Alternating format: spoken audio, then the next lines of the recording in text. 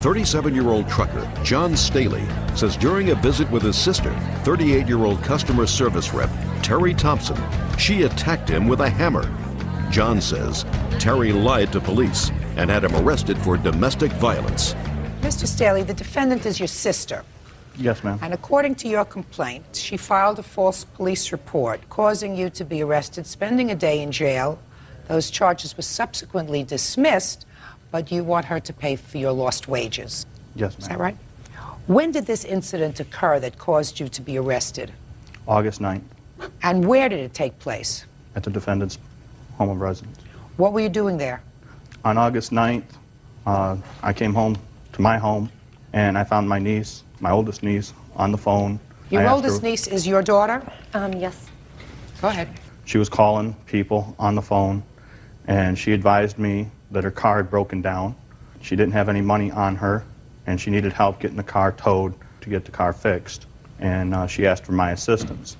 At the point, I didn't really have any money, but as we were discussing this, the tow truck showed up at my residence. So I told Lori to go with the tow truck driver to go get the car, have the vehicle towed, and I would go to the bank, withdraw money to pay for the towing. And Lori needed to go back to her mother's house, so I took Lori back to her mother's house. And that's what I was doing there.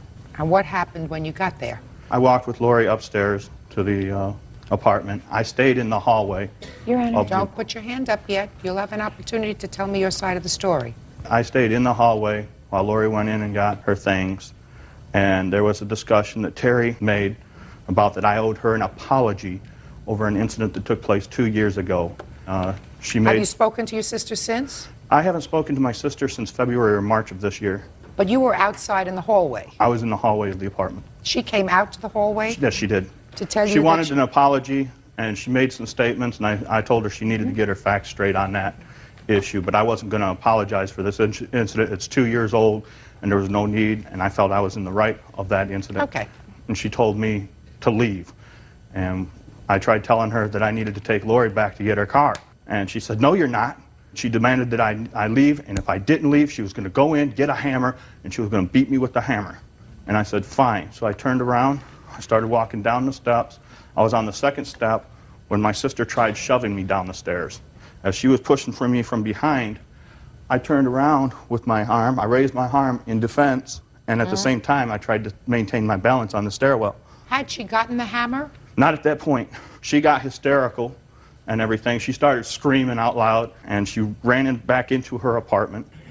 And I started walking down the stairs, and I was at the first turnaround. There's 3 flights of stairs, and there's a turnaround at one point, and that's when she emerged with the hammer from the apartment. Did she come down the stairs to Yes, where she you did. were? I started running down the stairs. I was at the bottom of the stairs when we came together, and she went to swing the hammer, and I put my hands up in a high blocking fashion, and the hammer caught my right forearm, and then I returned a kick to Terry, kicking her away from me, and this bought me a couple seconds to get out the door. Terry then chased me out the door, and I turned and I tossed my keys at Terry. I missed Terry, and my keys went into the bushes on the east side of the doorwell. And then she continued to swing the hammer, and she started yelling to her neighbors, "Call 911! I'm being assaulted!" as she was swinging the hammer. Did you report this to the police? Yes, I did. When? What happened was Lori came out, and I ended up taking Lori back to her car. When did you report this to the police? After I dropped my niece off at her car, I went straight to the sheriff's department. And what happened when you got there? They interviewed me, and I told them about the apology and Told them the story. Told them the story. They said they had to talk to Terry about the hammer because she didn't originally tell them about the hammer. And they come back and they said she admitted to using the hammer and that I admitted to kicking her. And as far as they were concerned, this was mutual combat. And their policy is to take one of us to jail. They elected me because I was already there. And subsequently the charges were dismissed. Yes, ma'am. Let me see your paperwork, please. Now, Ms. Thompson, you tell me your version of these events, please. He's been told several times, this would meaning the 5th time of this year, that he doesn't need to be over harassing me or coming over to my apartment. There's no reason for him to be over there. since we do not get along.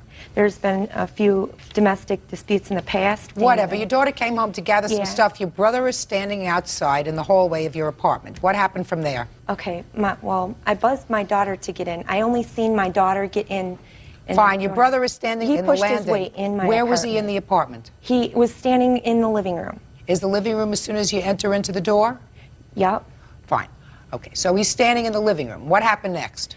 He was trying to say hi, and he was being very much agitating and aggressive. And I said, "Why are you here? You know, you don't get along. We don't get along." What did he tell you? He was very much trying to say hi, No, Miss very Thompson. jumping up and down. Miss Thompson, pay careful attention to me. Okay. He was there because he had brought your daughter there, right? He could have waited in the car. Just a second. Answer my question. Yes. He was there because he brought your daughter there, Yes. and he was waiting for her. No, He took her back to get her car. that's correct. Right. She got her things, and eventually, after this altercation, she left with him. Is that right? That's correct. Now, I want you to tell me about this hammer that you admit that you hit him with. First, he punched me first before I got a chance. Where did that take place? It happened in the hallway. What level of the staircase did it happen where he punched you? On the second level. Was he in front of you or behind you? He was in front of me. What were you doing following him out of the building? He was still agitating me the whole way. What were you doing following him as he was leaving the building? Your Honor, he's constantly over in my apartment. I don't care about constantly over. I'm asking you, he's leaving. You told him to leave. He He's was- on his way down the stairs. Right, agitatingly. Not agitating, leaving the building. Whether he's leaving the building and he's saying words to you or he's not saying words to you, he's leaving. If he was agitating you, you close your door to your apartment, you say, my goodness, I'm glad he's out of here. You close the door, case closed. What were you following him for? To make sure I didn't want him to come back. When did you get the hammer? I got it out from my closet in my apartment. What did you call the police for? I've constantly called the No, police. I don't care constantly. What did you call the police for today, that day? Because he was over again at my apartment harassing me. Miss Thompson, was your daughter moving out of your apartment? Is that why she came over? No, she just wanted one thing, a paycheck. She was in there for a second and out. So she just came home to get a paycheck, right? Right. When did she tell you that she was just there to get a paycheck? She didn't even bother telling me. She walked in the door and you said something. You He must have followed said, her up. when your daughter walked in the house, Okay. did she tell you what she was doing there? No, first she said, John is behind me. Fine. And then he pushed his way in. And then she went to get her check to get him out of there. That's not why she went to get her check. That is not why she went to get her check. She came to the house because she had to get a check. She asked him for a ride. He was not there uninvited by someone who lives in your house. Does your daughter live with you? Does your No. daughter live with you? No, she doesn't. Did she live with you then? No. Okay, but her check was in your home? She came over to visit me, and the check was in her pants pocket, and she came back to pick up her check. So she leaves clothes in your house. There's times she visits. So she leaves clothes in your house. Yes. So she invited him to drive her home. She walked in and said to you, John's behind me. Not John's behind me, he's stalking me. He followed me here in order to hurt you. Yes, he did, Your Honor. No, he didn't, Miss Thompson.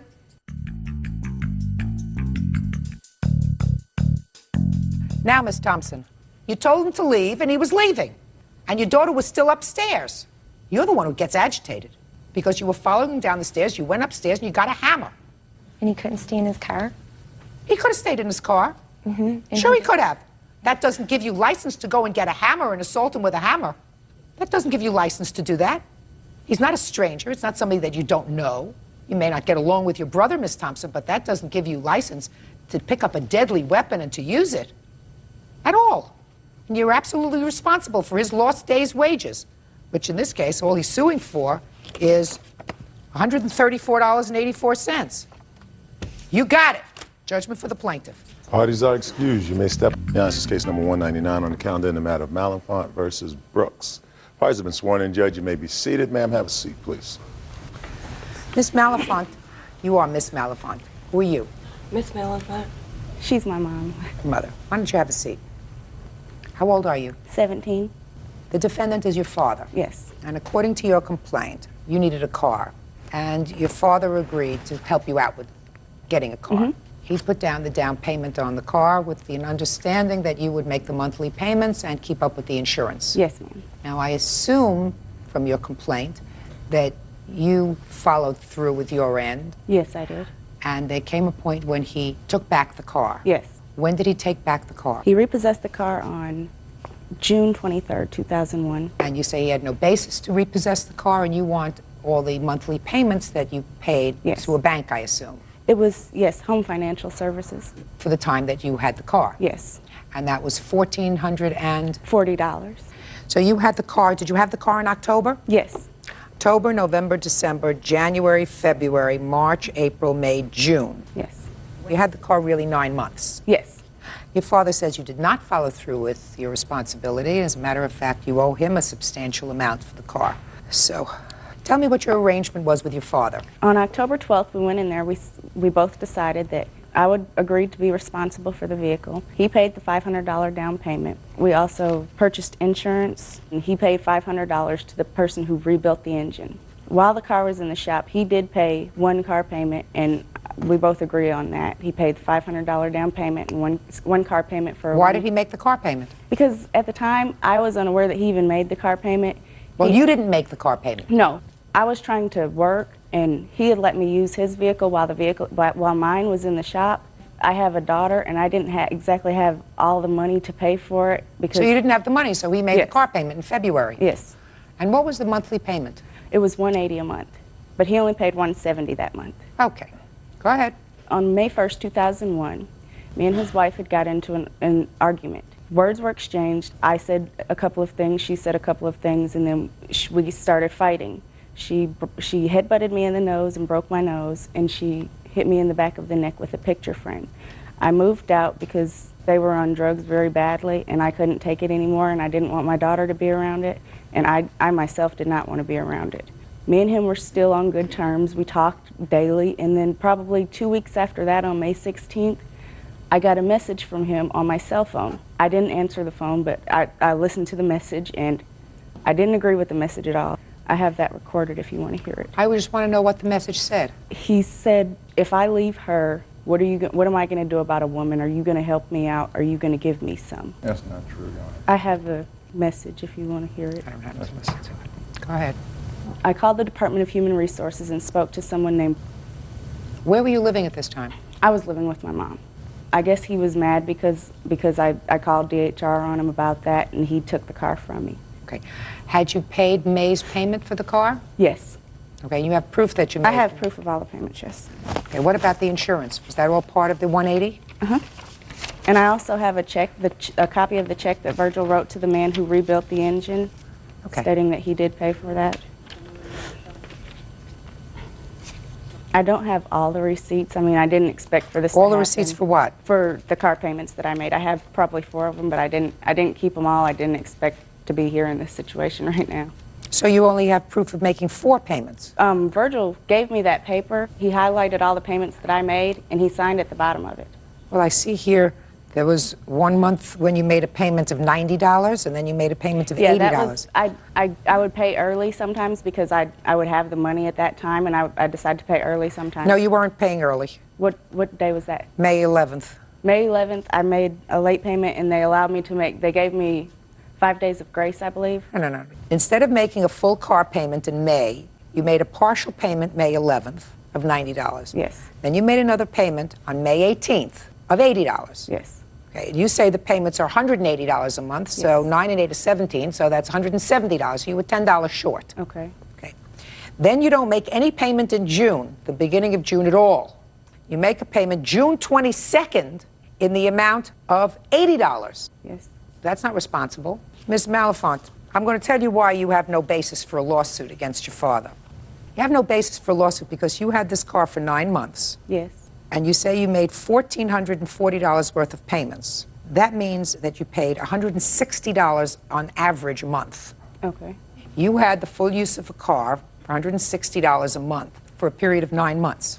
Yes, ma'am. You understand? Yes. You can't rent a car for $160 a month. I understand that Good. the car was in, that I should be responsible for the months that I have paid for the car, but I don't think that he had a good reason for repossessing it from me. Well, I'm going to let him tell me, but you did not keep up your end of the bargain. If he co-signed for this for you, and you are a minor, which means they can't go after you at all. Yes. You can't make a contract with a minor. That has to do with your lawsuit, too, so. You did not fulfill even your moral end of the obligation because you did not make these payments on time, as you're supposed to a finance company. They don't want to, at the end of the month, when your payment is due in the beginning of the month, get a partial payment. And you didn't do that once, you did it more than once. Real cases, real people. Judge Judy. 17-year-old Tina Malenfant says her father, Walter Brooks, illegally repossessed her car. Did you receive a call from the company in June? I received a call that they did not have any indication of her having any liability insurance. Now, she only had collision. That's what was financed, but the state law, as of July 2006, you had to have liability insurance. She never carried it. I always carried it. And she had an accident. Had you discussed that with her? I had discussed it with her before she moved out, that she needed to cover her insurance, that I wasn't going to cover it anymore. And she ignored it. No, Your Honor, he didn't. He had canceled my insurance a long time before I moved out, and he never even notified me. And when the car, he had canceled it when the car was in the shop, actually. And when he told me about the car payment that he made when the car was in the shop, he said, and I'm not paying for your insurance anymore either. And I said, well, that's fine. I'll get my own insurance. And he said. Did you ever do that? I was going to, but No, not going to. Did you ever do that? No, I didn't. Okay. So he did have a discussion with you and told you back in February, it's your car, Yes. it's your responsibility, get the insurance. Yes. And you didn't do it.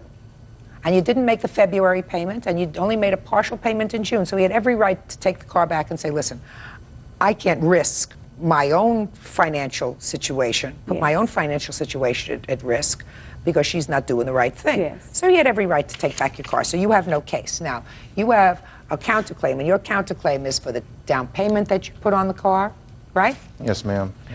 I'm going to get through Okay. it. For the down payment that you put on the car, for the cost of repairing the engine, right? Yes, ma'am. For the payments that you made for her to bring the credit up to what it should be. Correct. You can't make a contract with a minor. Didn't anybody ever tell you that, even a minor who's your daughter? Okay. Who told you that? Nobody. But you know that. Right. And you didn't make this agreement with her mother No. on her behalf. No. Where's the car now? It's just, I have it in my possession. It's at my house. Are you using it? No. Why not? Because I don't have insurance on it, I'm just using my truck. Why don't you sell it? I plan to. I just was waiting till this is over beforehand. Fine, I suggest you sell it. Okay. Good. Counterclaim is dismissed. You used the car for 9 months? Yes. You had full service of the car for 9 months, with the exception of the time that you blew an engine on the car and it was in The engine was already, it wasn't, October, November, December, January. You drove the car for 4 months before you had to bring it into the shop. Is that the right? radiator was cracked in it when we got it back too. You drove the car for 4 Yes, months yes. before you had a problem. Now, on another note, do you speak to each other? Me and her? No, not her. Him. No. You don't speak to your father? No. I have they were to issue a protective order against him if he contacted me anymore. Well, that's too bad. How long had you lived with your father? Almost a year. And prior to that, you lived with your mother? Yes. Why did you move out of your mother's house? There wasn't enough room. I have a daughter, like I said, and there How old wasn't is your enough. daughter? She's 1. There wasn't enough room for both of us to stay there, and it was very crowded. Okay. I can't get into the basis of the protective order. It's really beyond this, so I can't make a judgment with regard to whether or not it's a good idea for you to speak to your father, not a good idea for you to speak to your father. Only the two of you know that. In any event, you had a good time with this car. You used it. I assume you used it for work, whatever. Next time you get financing for a car, it's not going to be through your dad. Are you 18? No. When are you not going to be yet. 18? I'll be 18 in March. Okay. How are you getting around now? My mom takes me. That's where I good. need to go. Thank you. That's all. Thank you. Parties are excused. You may step out. I didn't get the money that I really do deserve. I guess it's a lesson that we both learned. They're both very sick people, and something needs to be done about them. Don't go buy the used cars for your kids. I just don't plan on talking to them anymore. And now the next case. All parties in the matter of Vincent Miller versus Crowell. Step forward, please. 20-year-old student Amber Vincent and her boyfriend Josh Miller are suing 24-year-old computer technician Roger Crowell for breaking her windshield with a softball. Who was driving the car that day? I was, Your Honor. And whose car is it? Mine, Your Honor. According to your complaint, you're driving your car. It's a 1995 BMW, minding your own business, and all of a sudden you see a ball come towards the car, smashes your windshield. And it is your claim that the defendant, who was playing softball on that day, was at bat and responsible because he hit the ball that was responsible for your broken windshield. Correct. He says it wasn't him, right? Yes, Your Honor. Okay. Now, once your windshield was smashed, tell me exactly what you did. Well, first, I would like to point out, as I was on the decline of the hill that was parallel to Centennial Middle School, I actually noticed the ball players playing ball.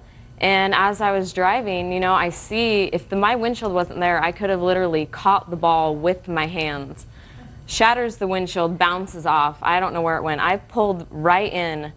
And from that moment, the first person I saw was a woman in a van with a bunch of kids. She, in turn, was the coach's wife who was there and pointed out Mr. Kroll as the person who had hit in the ball. She said that she saw him hit the ball. She Can't heard tell it me what hit she something. said. That's all hearsay. Okay. Okay. And it's not true either, Your Honor. Well, Listen, we're not talking about an intentional act here, sir. Okay. Do you understand? We're not talking about an intentional act. You weren't aiming, or whoever hit the ball wasn't aiming for a car. You were aiming for a home run, or whoever hit the ball was aiming for a home run. So you get on the field where they were playing ball. well, never, And you have, just a second, and you have a discussion with somebody in a car. And how long did this discussion take? I was still discussing stuff with her in and out of conversation until after the police had arrived and departed the scene. Now, when you arrived, did you see who was at the plate? Yes. Hitting who? It was Mr. Kroll. And you pulled into the parking lot. Did it take you a minute, 2 minutes, 3 minutes? How long did it take you to pull in? 30 seconds. I mean, it hit and the driveway was right there. I pulled in, parked the car. It was actually, I don't even remember if I left it. I think I left it even running when I got out of the car because I was just frantic. You're telling me that when you pulled in, you saw the defendant at the plate? Yes, he was holding the bat, standing at the plate. That's Okay, not true. shh. Don't say anything else until I ask you a question. Understood? Good. From where the person who was at bat is holding the bat and where your car was originally hit, is that in front of it? I mean, what I'm trying to figure out is, would have been a foul ball, or would that It have would been have a been a home run. It was, I asked who had the home run swing. Just a second. So that would have been a home run. Correct. Now, I am not really a sports aficionado. However, am I correct, Bird, that if one hits a home run, what one does immediately is drop the bat and start running around the bases? You do that immediately. Yeah. As soon as the ball takes off, Yeah, right? in You see anticipation. it go, and you start running. That's right. You get where I'm going? Yes. Just a minute. You get where I'm going? So it took you 30 seconds to get in. According to you, when you got there, he's standing poised Correct. to bat. Not poised, standing there holding the bat, almost in anticipation of my arrival. It was during He can't- softball practice. No. It wasn't Okay. a game. No. Now, Mr. Crowell, I have a couple of questions for you. Would you do me a favor while I'm getting it? Would you just get the estimate of the windshield? 'Cause Sure. I'm sure she has that as on the paper. Tell me about this league that you play with, sir. We played in a county softball league. It was co-ed. So you are part of a team. Yes, I was the coach. Okay. I arranged the team and everything. Fine. And how long has this group been playing together? We started practicing in April. Same group of guys and gals? Yes. How many are on the team? At the time, there was probably 15. Are there dues? Yes, there were. And what are the dues? Well, it was $20 for each player for the players' fees, and then the team registration fee came out to be, if you had 15 people, $20 per person, and our sponsor paid the sponsor fee, the team registration dues. Okay. You get where I'm going? I'm not sure you get where I'm going, so I'll explain it to you. Okay. Because this is not really a very difficult case. I don't know whether you were at bat or whether you weren't at bat. It really is not relevant. You were the coach of the team, right? You put it together. Yes. Put the lead together. There is the question in my mind that the plaintiff's car was hit by a softball that somehow emanated from your team. Now, we have a totally innocent party, and that's this team over here. Totally innocent. They're driving along. And on the other side, we have some guys and gals who are playing softball, and certainly without intention, one of their members was responsible for a ball getting away. Who do you think should pay? Well, Your Honor, Take a deep breath before you answer that question, because we're talking here about responsibility. Not necessarily your individual responsibility, right, sir, but we're talking about baseball in a windshield, baseball on a baseball field. I was willing to investigate the matter because we didn't know if the county would pay for it, since it was an organized practice and we're playing on their fields. So we wanted to look into that, and of course I was going to do that. There was also a gentleman that had been hitting before who had hit quite a few balls over the fence, and there was a couple... From your league? Yes. Yeah. None of them struck anything. None of them, they all bounced off the road, and this guy probably shouldn't have been hitting up there anyway because he's probably the best hitter on our team, but and being that the fence is so near the road. Let's get on with it.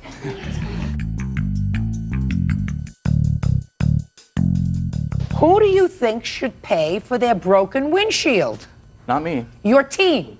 Not necessarily you if you say you didn't hit a ball that far. And it's very possible that you didn't. And even the guy who was hitting before you, I'm certain didn't intend to cause any damage to anyone. But you got innocent people and you got the team responsible. So you take up a collection, you tell everybody, kick in $25, we're going to pay for the windshield. Period. End of discussion.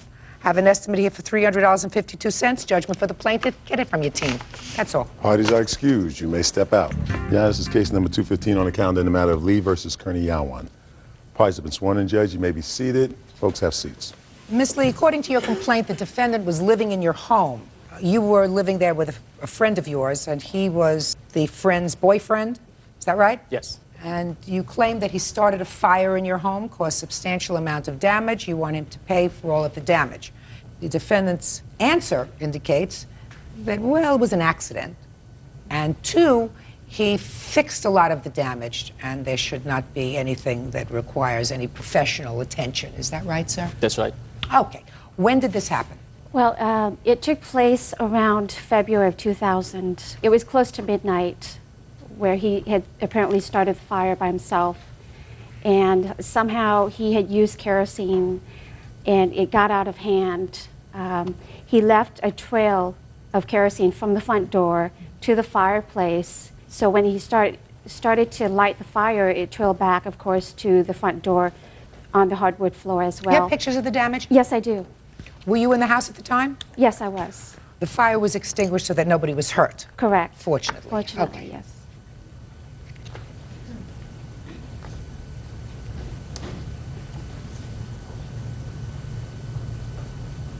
What's this dollar bill doing on your floor?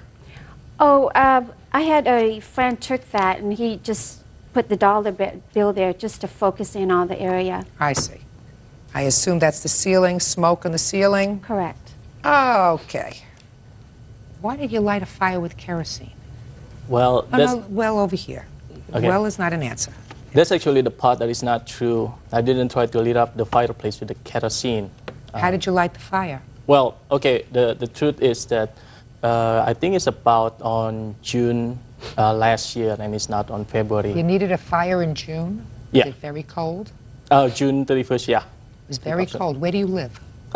In Seattle. Even in Seattle, it's cold enough in the summertime that you have to light a fire? Yeah, sometimes. Sometimes it can get really cold, yeah. And I noticed at that time also it was raining outside. What time of the day or evening did you light this fire? Well, that's the thing that I'm not quite sure also. I have already totally forgot about this whole incident. How many fires have you lit in your life that caused damage? Yeah, that's... How many is my question. This is the first time. Then I would remember it. Do you understand? You almost burned the house down. Yes. How did it happen? Okay. I Do have you a remember drink. how it happened, Yes, sir? I remember. You remember clearly how it happened. Yes. Go ahead. So at that time, that it was late at night, and then I was setting up the fireplace, and then after that, I go make myself a drink. What time were you setting up the fireplace? It's probably around 10 o'clock. Didn't you have to get up early in the morning? Yes, I do. Because that I thinking that I was just going to set up the fireplace for about an hour, and then after that, I will No, slowly, sir. extinguish it. You thought you were setting up the fireplace and what? For about only an hour. Fires don't last for only an hour. Yeah, but I decided that later on I will just extinguish it myself and then go to bed because I have to work in the morning. How'd the fire start? Okay, like I said, that when I get up and then try to make a drink, I have this vodka on my hand, and then I lit up the fire. I didn't use any kerosene or anything. It was a dry wood, so I just start up the fire right away. And then approximately after about 15 minutes or so, I decided I need to go to the restroom. So I go to the fireplace, then put more wood into the fireplace. And then at that time, I put the glass with the vodka in front of the fireplace. And then I just totally forgot because that is Had a little dangerous. too much vodka. Yeah. Unfortunately, yes. Had a little too much vodka. Yes. There you go. I knew we were going to find the answer, sir, if we just kept going. So it wasn't an accident. It wasn't on purpose. It was caused by you having a little too much Stoli or whatever you were drinking. That's right. Right? So you have to take care of the damage. Now, what did you do to take care of the damage? Well, the next morning that I told... Fire department came? No, it didn't. Even though the fire alarm went off because of that. No firemen came? No. Your Honor, my son, the fireplace was about 10 feet away from his front bedroom door. And when he heard the alarm went off, he quickly went out. He went to the front yard, took the hose, and came in and hosed it down and extinguished it. There was damage. Damage to the floors, damage to the door, damage to walls, soot. What did you do to fix all that? Well, I told my ex-girlfriend that I feel responsible for setting up the fire, causing the fire. Of course. Yeah. You are responsible. And then I feel bad about it, and then I'm going to fix it. So the next morning, I didn't go to work, and then I start from the painting the front door because it got the smoke stain on that front door. And also after that, I also fixed the hardwood floor just by sanding it, and then. Did you buy a sander? No, just like the sandpaper. That's not the way you fix a floor, sir. You don't take a little piece of sandpaper and just go over areas. You got to do the whole floor. Yeah. That's the thing is that because I noticed that only like there's like a small black stain on that hardwood floor caused by that fire. So you just took a little piece of sandpaper and went over it. Mm-hmm. What else did you do? And I also paint the ceiling, not the ceiling, but the wallpaper. You painted over a wallpaper. Mm-hmm. Only on the portion that got the smoke. You're not a decorator, are you, by profession? Huh? No. I didn't think so. So that's what you did. You painted over the wallpaper. You took a little piece of sandpaper and you went over the floor in certain spots, right? Yeah. And you painted over the front door. Now, before you painted over the front door, what did you do to get off the soot and the smoke and where it had been charred? Did you sand it down? Did you remove all the paint? No, I didn't. You just smeared a coat of paint over it. That's right. I'm not a handyman, so.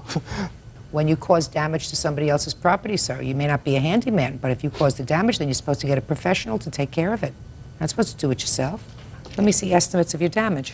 Do you have homeowners insurance? Well, Your Honor... Well is not an answer. My question is, did you have homeowners insurance? Why not? At the time, I was changing insurance companies, and the 2 weeks had lapsed, and this incident took place during that 2 weeks. Is this your own home? Yes. I want to see proof that you didn't have insurance.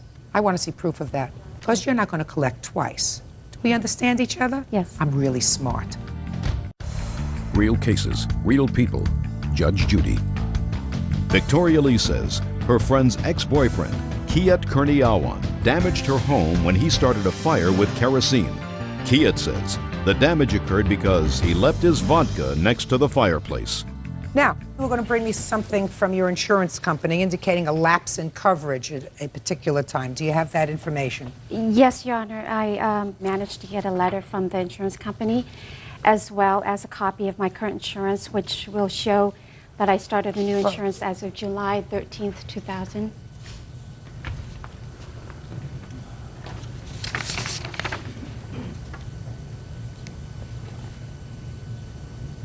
And that's in Seattle, Washington? Yes. When did you purchase the home? January of 2000. How much did you purchase it for? $240. You have a mortgage? Yes, I do. What's the mortgage? $189. If you have a mortgage, you have to have insurance. Yes. The lender requires that you have insurance, and if you don't have insurance, they get insurance for you. So if you had to show proof at the closing that you had insurance, Yeah. everybody knows that. What kind of business are you in? I'm a mortgage consultant. You got it. Do we understand each other? Yes, Your Honor. But my home had closed in January, beginning of January, and then I had wanted to switch insurance company after it had closed, and I was hoping that the lender would not find out, which they didn't. So I did go ahead and get insurance with a different company as of July the 13th. So what you're telling me is you fraudulently misrepresented to your lender that your premises was insured. Is that right? No, it was insured at the time of the closing, Your Honor. Well, at the time of the closing in January, if it was insured in January, it would have been insured in February, when you say the fire took place. I wanted to change insurance company, so I had canceled it. Well, that's not his problem. He had an accident in your house. If you had insurance, which you should have had, then you would have been totally covered. Is that right? Yes, Your Honor. Case is dismissed. Parties are excused. You may step out. I fixed it. And I actually told my ex-girlfriend that I will fix it. Don't yell at your insurance lap. And now the next case. All parties in the matter of Brewer versus Oldham, step forward, please. 38-year-old woodworker Karen Brewer is suing 28-year-old grocery manager Johnny Oldham for reward money that was promised for finding his toy poodle. Miss Brewer, according to your complaint, you found a dog that turned out to be the defendant's dog. The dog was returned to the defendant, and you believe that there had been a reward for the dog, $500, I believe. You want the reward money. Yes, ma'am.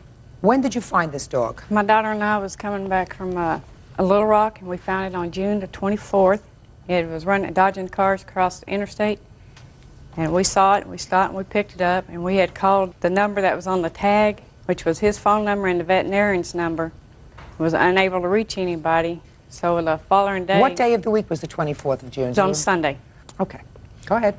On the 25th, I had called the vet and reported it, that I found the dog and where, and left my name and phone number with them. Did you speak to a person or an answering machine? I spoke to the person. Okay. Later on Monday night, the dog was having seizures. So I called the vet the following next day to see if they were able to locate him, and they still didn't.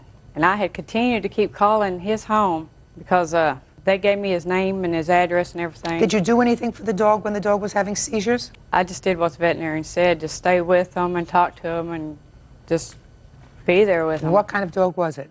It's a poodle. You have any animals of your own? Yes, ma'am, I do. What kind of animals? I have Chihuahuas and a Basset Hound. So you have small ones and then one short one, but long. Short and and long. heavy. Big ears. Big ears. Go ahead. I continued to keep calling all week, and we finally got a hold of him on Friday, or to his wife. Almost a week later.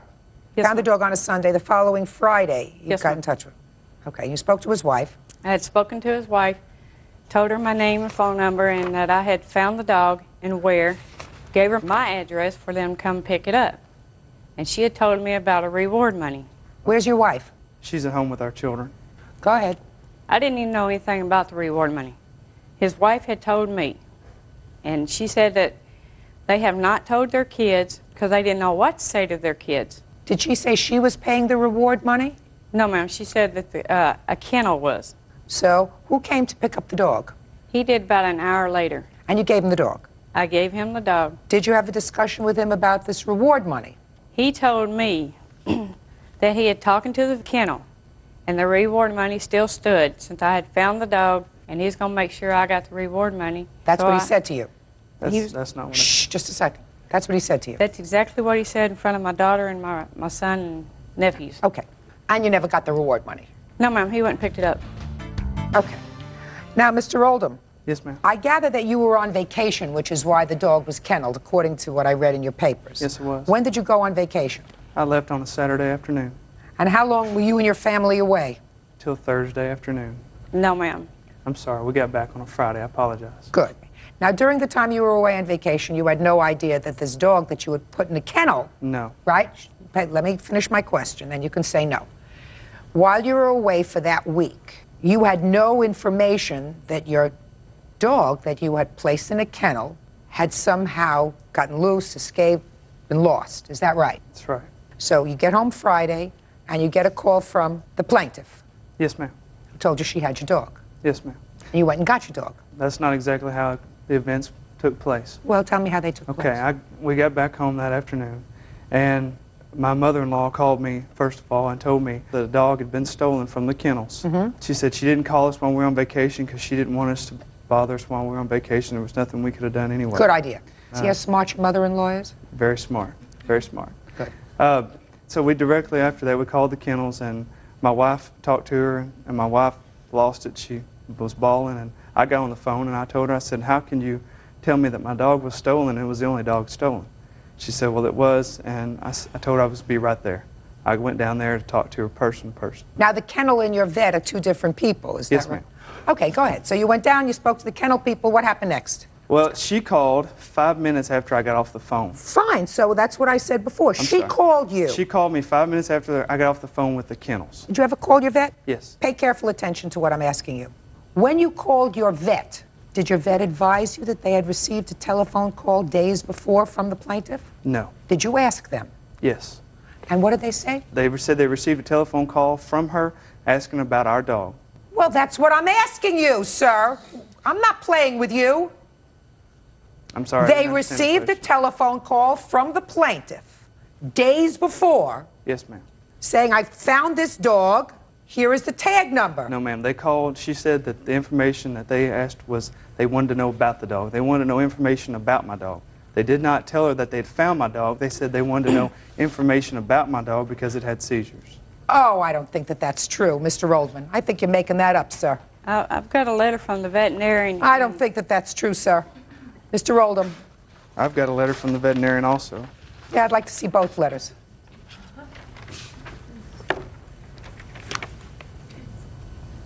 It's just showing my dog. Shh. All right. This is a letter dated July 27th. Just save me a phone call because I'm not stupid. This is what he's going to tell me if I call. I had a phone conversation about a month ago with a lady who had found a poodle on Interstate 30. She was attempting to find the owner of the dog and reported that the dog had seizures. The dog had been vaccinated at our clinic, and she had obtained the name and phone number of the owner and stated that she attempted to contact him. This is from your vet. Okay. Right. Yes, ma'am. Ah. Now, did the kennel pay you any money? Yes, ma'am. She did. How much money did the kennel pay you? She gave me $500 for her irresponsibility and compensation. Baloney!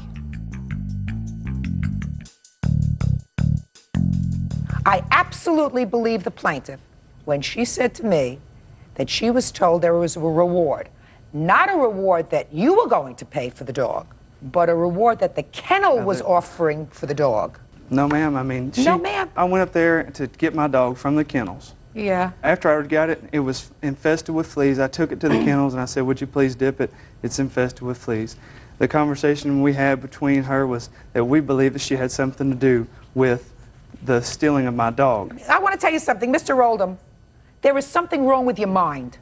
Why would somebody who stole your dog call the vet, report that she had found this dog, say, I don't understand that the dog has seizures. Could you help me out? I don't know what to do with the dog has seizures. Then pick up the phone and try to call you. Now, there's no question she had been trying to call you continuously because she called you on the day you returned from vacation. You think that that was just an act of God that she called you just on that day? She had been calling you continuously all week. What you did was the wrong thing. You should have paid her yourself for finding your dog. Instead, the kennel, who was responsible for lax security, offered a reward. She found the dog. She wasn't even looking for the reward. She wasn't. She was promised the reward because she was told that there was a reward. And then you went, picked up the money, and kept it. Judgment for the plaintiff in the amount of $500. Thank you. Parties are excused. You may step out. Yeah, this is case number 238 on the calendar, the matter of McKee versus Granados. Parties have been sworn in, Judge. You may be seated. Ma'am, have a seat, please. Mrs. McKee, you have a daughter. Yes, ma'am. The defendant has a pit bull, right? Excuse me, Bird. Could you ask this young lady to either get a sweater or to get out? It's a courtroom. A little improper decorum. You can find a sweater, you can come back in. Now, it is your complaint, Ms. McKee, that the defendant's pit bull bit your daughter. The defendant does not deny that his pit bull bit your daughter, but he said it was her fault. Correct. Okay. Tell me your first name. Rosemary? Rosemary, do you remember when this happened? Yes. Tell me when. It was July 20th at approximately 12:30.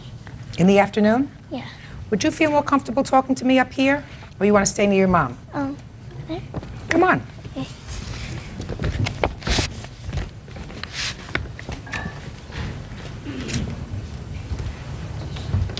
Okay. Drop your papers. Want me to hold them for you? Yeah. Okay. Now, July 20th, where were you? I was riding my bike across the street from my house by the thrift store wall. And did you see the defendant and his dog? Yeah. Tell me what happened. I was riding my bike and then I stopped. He was with a painter that was painting the wall, and I stopped and I asked the painter what he was painting, and he said he was writing. He was writing? Yeah, he was writing. And then they both started laughing, and then so I started riding my bike and I pedaled like 3 or 4 times, and then the dog like went out and grabbed me. Where did the dog grab you? Right here on my leg. On your leg? Yeah. And I fell off my bike and I was screaming. They pulled the dog off of me. And The defendant and the painter? yeah, and another guy. And then he asked me if he wanted to carry me, and I said no. So I hobbled to I hopped on this leg to the closest stairs by a building, and I sat there screaming and crying. And my friend went to go get my mom, and my mom was like really worried and stuff. And he kept saying he's sorry, he's sorry. And then all these people were watching, and they were like, "What happened?" And he said that I was trying to touch the dog and get close to him and like petting him and stuff, but I didn't even look at him or anything. Did you have to go to the hospital? Yeah, he called the ambulance on his cell phone. He did? Yeah. Did the ambulance come? Yeah, in like 45 minutes. How many stitches did you need? 26. Do you have a scar on your leg? Yeah. I would like to see it, so I'm going to come down. Okay. Unless I can see it from here. That's quite a bad scar. Yeah. Did you see the scar on her leg? I haven't seen it, no, ma'am. Why don't you go stand next to your mom? Okay. And there are the pictures when I got stitches if you want to see them. Why don't you take a look at her leg? Because you should be able to see what I see.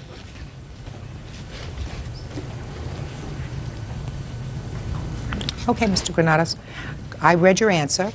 Why don't you tell me your version of what happened? It's pretty much the same story, Your Honor. Besides that, she did try to pet the dog. How did you try to pet the dog, Mr. Granados? He was confined. He was on a leash. Yes. A 2-foot leash, which I was holding him the whole time. He was laying down next to the wall in the sidewalk, and she drove her bike up to both of us. Where you were standing with the painter. By the way, what was the person painting? A mural over some gang graffiti. So she drove up and she said to the painter, "What are you painting?" Correct. Did anybody answer her? I believe my friend answered her yes. And what did the friend say? A mural. Is that what he said? He said it's writing. Writing. Yeah. At what point did she attempt to pet the dog? Prior to that, she had rode her bike back and forth. So I really don't know exactly how many times she rode by, but around right after she had talked, it happened really quick. No, so. I'm trying to picture this in my mind, sir. She's on her bicycle. Okay. She's a little girl on her bicycle. Correct. You see, if she was attempting to pet your dog, then the bite would have been on her arm.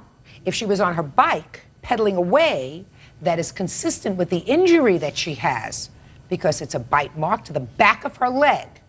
So you explain to me how she was bitten when she attempted to, much better. Sit down. I'll explain When it to you. she attempted to pet your dog, explain to me how she was bitten. Okay. She was sitting on the bike. She reached over her bike to pet the dog.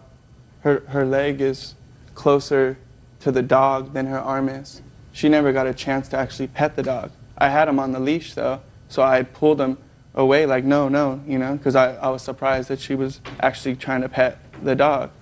Why? Because she didn't know the dog. She didn't know if it was a, I have a, Okay, it was a so big you dog. pulled the dog away. I pulled him away. Right, and then she went to pedal away. No, that's not how it happened. Well, if you pulled the dog away, how did she end up with that scar on her leg? Like I just said, when she reached over to pet the dog, he snapped at her. He bit her. Good. Whose that's fault what is that? happened. I believe it's her fault because she shouldn't have been trying to pet the dog. I had him on the leash. So I don't believe she was trying to pet the dog, sir. That's, I don't believe you. believe. Don't believe you this much. Real cases, real people. Judge Judy. 10-year-old Rosemary McKee says she was bitten by Damian Granado's pit bull. Damian says Rosemary startled the dog. She's on her bike. The injury that she sustained is totally consistent with the story that she tells, that she stopped, asked a question, and you and your friend laughed, and then she was pedaling away. She was pedaling away, and your dog just went for her leg. I don't buy this leaning over to try to pet the dog. If she's leaning over to try to pet the dog, that dog would have bit her on the arm, her hand, not the back of her leg. It's totally inconsistent with common sense. Were you there? No. So what are you doing here? I came to pick the dog up. I'm a roommate. You came to pick the dog up from where? From the scene. So? I had called her because I had called the animal control people right after I called the paramedics. Yeah. Because I was scared, you know. I was scared. I didn't know what to do with the whole situation. So I called the paramedics first, and I called the animal control, and they said, "Come remove the dog." You know? I mean, she didn't try to torment your dog with a stick. She didn't kick your dog. No, she didn't. Even if I believed you, which I don't. She didn't try to torment, she didn't kick, she didn't scream, she didn't yell, right? No, I think the bike actually is what scared the dog. Well, that's what's in the street. Bicycles, cars, things. You know. Yeah, if you have a pit bull, then you get a muzzle. If you have a pit bull, you get a muzzle. Aren't there other breeds of dogs that perhaps you might be interested in? Well, the animal control people said it's not safe to have your muzzle on a dog because it restrains his breathing, and he's never had any prior attacks, so I had never... Now he has had one. She has to be compensated. She's got a scar that's going to last for the rest of her life. Correct. Yeah? So Correct. What kind of compensation did you offer her? Did you offer to pay her medical bills? Yes, I did. I called the mother after. I gave her all my information, my phone number. Is that true? No, ma'am.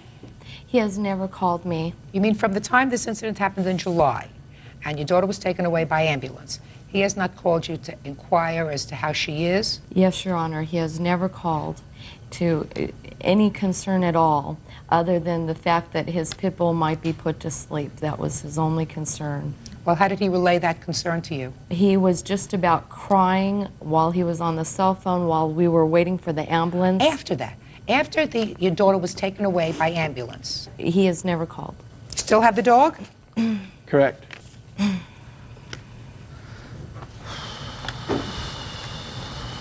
I assume you spoke to a plastic surgeon? Yes, ma'am. When does the plastic surgeon indicate that they may be able to make some headway with regard to correcting the scar that she has? Well, that would be 6 months to a year, which would include a scar revisal, which would include removing the scar 3 times and sewing it back together. Why in the world, Mr. Granados, would you keep a dog that you know is capable of inflicting this kind of injury over, if I believed you, which I don't, over a child coming over just to pet your dog? Why would you keep a dog like that? Prior to that, I did not know he was capable of any type of injury. We have kids at our house, and You have kids at your house? Correct. And How to many this kids day, do you have at your house? Well, just her nephew comes over once or twice a week. Oh, you're an idiot. Judgment for the plaintiff and the amount requested, $5,000. That's all. Parties are excused. You may step out. The police would not come because the dog was leashed. Honestly, I'm devastated. If that happened to my nephew, if the dog ever did that. The animal department would not come because after the attack, the dog was put into a car and contained. I mean, they had somebody from the city come to the house, and they said the house was safe and secure. And they interviewed the dog. Judge Judy has finally let my daughter Rosemary have a little justice. And now the next case.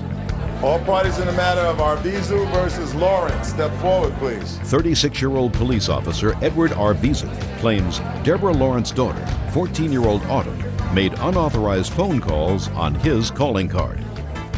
Mr. Arvizu, you have a daughter, Yes, I do. and the defendant has a daughter.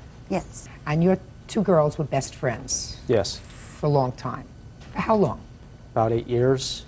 And then I gather that there was a time when your nephew, who lived out of state, came to visit you for a while. Yes, it was early of April this year. And the defendant's daughter sort of developed an attachment for your nephew. Yeah, I believe so. And then he went back home. Yes. What state do you come from? Arizona. And what state does nephew come from? California. After he went home, you got a whopping telephone bill. Yes, I did. $1,042.42. Is that right? Yes, it is. So did you call the phone company and... I noticed that I recognized all of the numbers. And whose numbers were they? The originating number was from my sister's house, where my nephew lives, and... What were these, collect calls or? Calling card. Calling card? Yes. Oh, so somebody got a hold of your calling card. Yes. Go ahead. The numbers that the calls were placed to were also familiar. My daughter said, "That's Autumn's number, Dad." So... That's Autumn? Yes. So what did you do next? I called my sister, sent her a copy of the bill. She was not happy, but was willing to accept the responsibility. And I also did the same thing with Autumn's mother. Sent her a copy of the bill. She I was told never me mailed a copy of the bill. she told me that I got a call back a few days later that she would only accept responsibility for the calls that Autumn made. And at this point on the first bill, it was only like $12.96. Okay. Well, that would be fair, to only accept responsibility for the calls that Autumn made. But then you got another bill. Yes. What was the next bill? $1,451.40. And how much of that bill is attributed to phone calls that Autumn made? I only have it figured out with tax and from the prior month. For the second month, $1,349.35. So she made all the calls? Yes. Next month. Plus $1,296. Yes. So, $1,352.31. When their nephew came to visit, a crush happened for both of them. It wasn't just one. She was 13, he was 17. Their son drove the nephew home, and apparently the son had left his wallet there because he had expressed to Autumn he needed to mail it back. How he got the PIN number, I do not know. But the calls originated from him. When he spoke to my daughter, he said, "Call me at this number," and... He gave her a calling card. Well, he didn't give her a card. He gave her the number. a card number and a Okay, pen number. Autumn, did you recognize the number on that card? At first. You've called that number many times over the last 8 years, isn't that right? Because your friend lives there, Yes. right? Yes. So you realize that card had the same telephone number as your friend, as the Arvizus, right? Yes. Who'd you think was going to pay for that? I didn't think about it at the time. Right, you didn't think about it. That's the when bottom line of it. When he gave her the number and the pen number, the only calling cards that Autumn has ever had are the ones that you buy in stores. The pen numbers are not attached. They're ones that you create. And he told her this was, you make your own pen number. You make your own, you have the number, but you don't have a pen number. You make your own. So what? He told her it was his. So what? And that this was okay, and that when she asked how many minutes were on it, he said unlimited. Did you have that whole conversation with him? Yes. You see, 13-year-olds are very smart, Ms. Laurent. 13-year-olds are so smart when it comes to these numbers. They know all about that. No, they don't. No, yeah, at they least do. not my daughter does not. Well, who do you think should pay this $1,349.35? Him? No, I think that the nephew should. He's 17. He's not responsible to pay anything. He is the one who got the number. There is no way that Listen. she could have. Listen to me. She would Listen not to me. have done anything that would have caused somebody to pay a lot of money. Responsibility. She lives in your house, right? Yes, she does. Did she use your telephone to call him? Yes, she did. To call him. How much of a phone bill did you get? Because he gave her a number for a calling card that was prepaid. Answer my question. Did she use your telephone? No. Yes, she used my telephone. But she did not bill it to you? No. And that's because she knows that calling costs money. Yes. But you she know thought how she was long using you a have to sit calling on the card. phone to work up a bill of $1,362.31? A very, very long time. Yes. Now, in the second month, most of those calls came from her. Well, he would page her on her pager using the calling card, and then she would return the call. Your Honor, I have the bills here that show how many times she called. The times are on the bill. Oh, she called him and sat on the phone with him, right? Yes. Is this the nephew? Yes, it is. Step up here. What's your name? Brandon. Where'd you get the card from? I found it on the floor in my cousin's room. And you knew it was Just the the wrong number, thing to though. do to have it, right? No, I didn't find the card. I just found the number. The number. Yeah, it was written down on a piece of paper. So what'd you use it for? At the time, I wasn't thinking. Well, you weren't thinking a lot. Pretty much. What happened in the second month? You stopped calling so much. I just didn't call. I just paged her, and then she'd call me back. Why? I don't know. I just got... What do you mean you don't know? I didn't... Did you get in trouble with your mother? No. Did your mother say anything about the first bill? The second bill did not show up until, wasn't even knowledgeable until after they had stopped making calls because of the way that they mail out the bills. There was no knowledge of a second month until after the calls had stopped. You have to accept responsibility for what your daughter did. My daughter didn't do anything intentionally. She trusted this boy. He told her it was a calling card what? number that was So what? prepaid. What? So what? She He's would the never innocent. have done it. She would never have used it because she adores this family. She's known What them for grade are you many in years. school? 9th. How do you do in school? Good. Let me hear what was your grade last semester in math? A. What was your grade in English? A. What was your grade in social studies? A. So you're not stupid. No. No, but Judgment for the naive to the plaintiff in the world. amount of $1,362.31. Don't avoid responsibility. It's I a was very, not avoiding very it. bad lesson and message to send to your daughter. No, it was That's a all. bad Parties are message for him. excused. You may step back. This is case number 244 on the calendar in the matter of Nickerson versus Monk. Parties have been sworn in, Judge. You may be seated.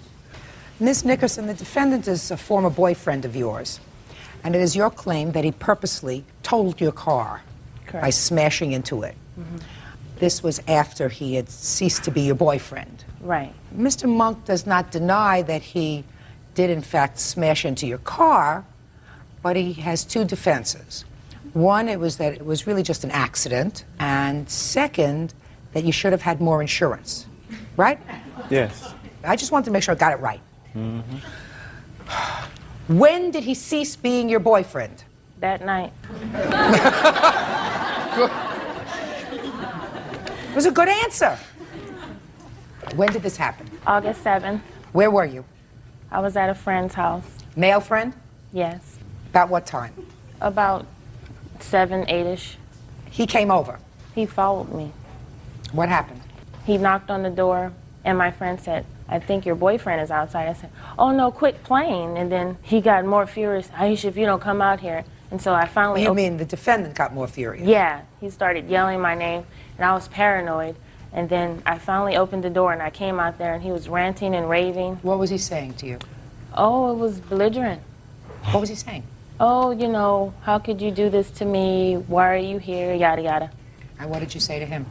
You know, I just said I was over a friend's house. By this time, I'm mad because he's embarrassing me at my friend's house. So I was getting upset with him, and I told him none of his business. And then he got more upset. Then this is in the back of the house, and then we're walking. He threw someone's garbage can on the ground, and I'm paranoid. Then I got on my cell phone. I called the police because he was getting violent. He was getting in my face. He was getting in your face, and he threw somebody's garbage can? Yeah. Go ahead. Then we proceeded to the front where my car was parked, and his car was parked on across the street.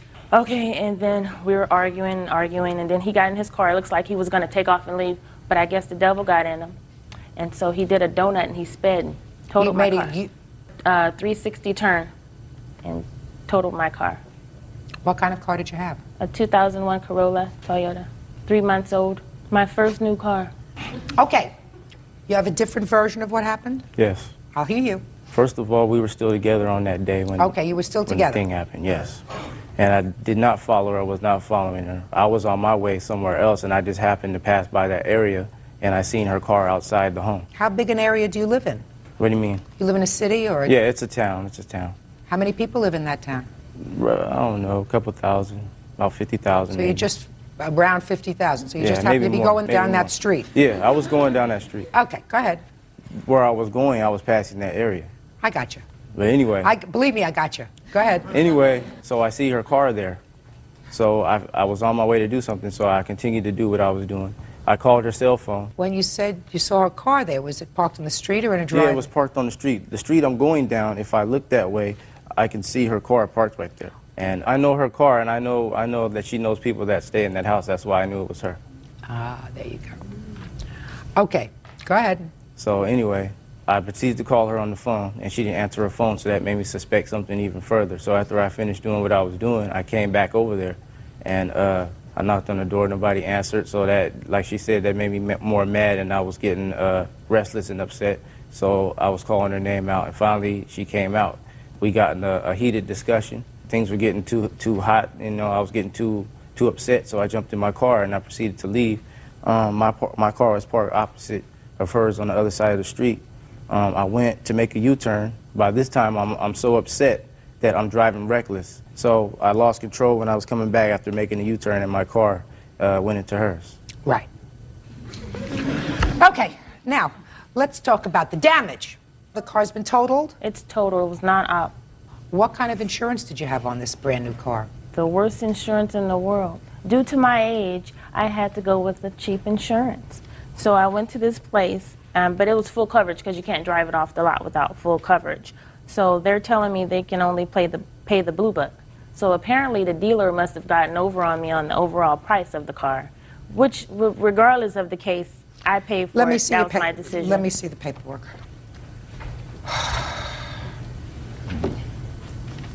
How old are you? 24. So, according to this letter from the insurance company, they're prepared to give you $14,541. Right. And did you have a loan on this car? Yes. And what was the total loan amount on the car? $19,100 something. Who went with you to buy this car?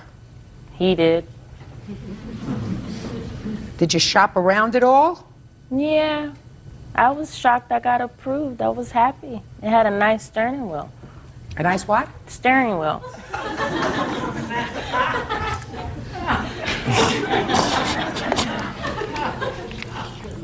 Leather. What kind of work do you do? I work at customer service. For whom? Kaiser. For how long? 3 years. How much do you earn? Not a lot. How much do you earn? Yearly, about $30,000. How many payments did you make on this car? Like 4 payments. And how much were your payments? $365. A month? Yes. Plus $120 of that insurance. 120 of the 365 was for insurance? Mm-hmm, the insurance. That lousy insurance. Can I say their name? The insurance name? Sure. I can? Sure. They suck. Good. Real cases, real people. Judge Judy. Aisha Nickerson claims ex-boyfriend Carl Monk crashed into her car during a jealous rage. Carl says it was definitely an accident. What percentage of interest do you have on this loan? Do you know? 10%.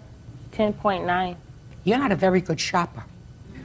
I was just with her. I wasn't helping her along. Well, you have to deduct the payments that you've already made to the company because you don't have a payout figure, do you? No. Okay. That would leave a balance that you owe the company of about $3,765. Now, Mr. Monk, you hit a car. Yes. You gotta It was an pay. accident. Well, it wasn't her accident. It was your accident. But it was an accident. No, it wasn't her accident. It was your accident. She wasn't in her car. Her car was standing. Her car didn't move over to your car. Right? Right. You hit her car. True. All riled up, angry, whatever else it was. Her car's not responsible for your anger. You are. So you got to pay her. Judgment for the plaintiff in the amount of $3,765. That's all. Parties are excused. You may step back. This is case number 209 on the calendar in the matter of Moore versus Opshall. Parties have been sworn in, Judge. You may be seated. Ladies, have seats, please. Ms. Moore, it is your claim that the defendant assaulted you by biting you. Correct. After some sort of an altercation at a bar. Yes. So first tell me when this occurred. This incident occurred on June 15th of 2000 between 2:15 in the morning. Okay, where had you been earlier that evening? I was at a local tavern very close to my house. I had just gone in and was drinking a few beers when... What time had you arrived there? Between 10 and 10:30, I would say, that night. Okay, go ahead. The defendants came in and The defendant came in. Was she with other people? You said they came in. It was Tina Hall and Sarah Upsall. Had you known them from before that evening? I had not known Sarah. I had known Tina because I've had some previous problems with her in the past. What time did they come in? About 2 o'clock. I know that it was definitely after 2 o'clock because the bartender wouldn't serve them because she had already called last call. So they were not allowed any beverages. And that's in essence what the start fighted over was because Tina just walked up to my spot at the bar while I was shooting pool and stole my beer and started drinking my beer. And your glass, shh, your glass of beer? It was a mini pitcher. So you saw Tina, that's this young lady. I saw both of them walk up. Tina sat in the chair that I actually was sitting in, and I said, "Hey, you're drinking my beer." And you said to Tina? I said to Tina, and she turned around and looked at me, and she said, "No, I'm not. Shut up." And one of the persons that was giving me a ride home had said, "Hey, look, you know what? This girl's a troublemaker. Let's just get out of here." I set my pull stick down, and we exited the bar. Did you have a car that evening? I did. And were you driving? No. Who was driving? I was getting a ride home from an older gentleman who was a friend of my mother's and also another gentleman around the same age as me. So why didn't you drive home? Because I felt like I was too drunk. I shouldn't be driving. Okay, so you got a ride home. That's smart. Yes. And what happened? We exited the front door and began walking towards the parking lot. The defendants came out and were yelling and screaming that they wanted to beat me up, we're going to kick your butt, you told on us. What had happened, I found out the next day from the bar owner, was that they were caught drinking the beer and were kicked out and asked to leave because they were not served. So just at the time as they were making their way out of the front exit, the other man that was with us was making his way out of the rear exit, and they kind of met. They were yelling and screaming at him, "Where is she? We want to beat her up. We're going to take care of this right now." You heard them? I heard them. I was just getting into the car at that point. He walked in and got into the vehicle we were riding in and shut the door, and he rolled the window down in an effort, I guess, to kind of get the last word in or whatever. To say something stupid. Exactly. Yeah. And Sarah just hit him dead in the face. And that is... Shh. No way. Wait a second. Go ahead. From there, we couldn't believe it, and I was telling the driver, just go, take off, and they were either punching or kicking on the windows of the car, trying to break the windows. Whatever. We exited through an alley that was just off of the parking lot, and by the time that we turned onto the street, they were in their vehicle already following us. Did you go home? You being dropped off? I did not go home because I didn't want these girls to know where I lived, and I didn't want to have a fight with them. And they chased us around town for a good 15 to 20 minutes. But they came a time when you did go home? Yes. And what happened when you got home? Because that's where this incident took place. Well, the whole time that they were chasing us, they were yelling and screaming things out of the windows and stuff. And when we pulled up in front of my house, they, of course, came to a dead stop behind us. And the male on the passenger side, I was sitting in the middle of the front seat, he told me, "Just wait in the car, and I'll take care of these girls. We'll get rid of them." Both of the girls just kind of flew out of their vehicle and immediately started attacking him, beating on him, on his head and his face, and he did this kind of like football maneuver, I would call it, and he knocked them both down, and they got up, continued to beat on him. At one point he actually... I don't want to hear from you yet. She is lying. Did you hear what I said? I Yes, don't want I to do. hear from you yet. But she is just... I don't want to hear from you yet. I know. I don't like to raise my voice.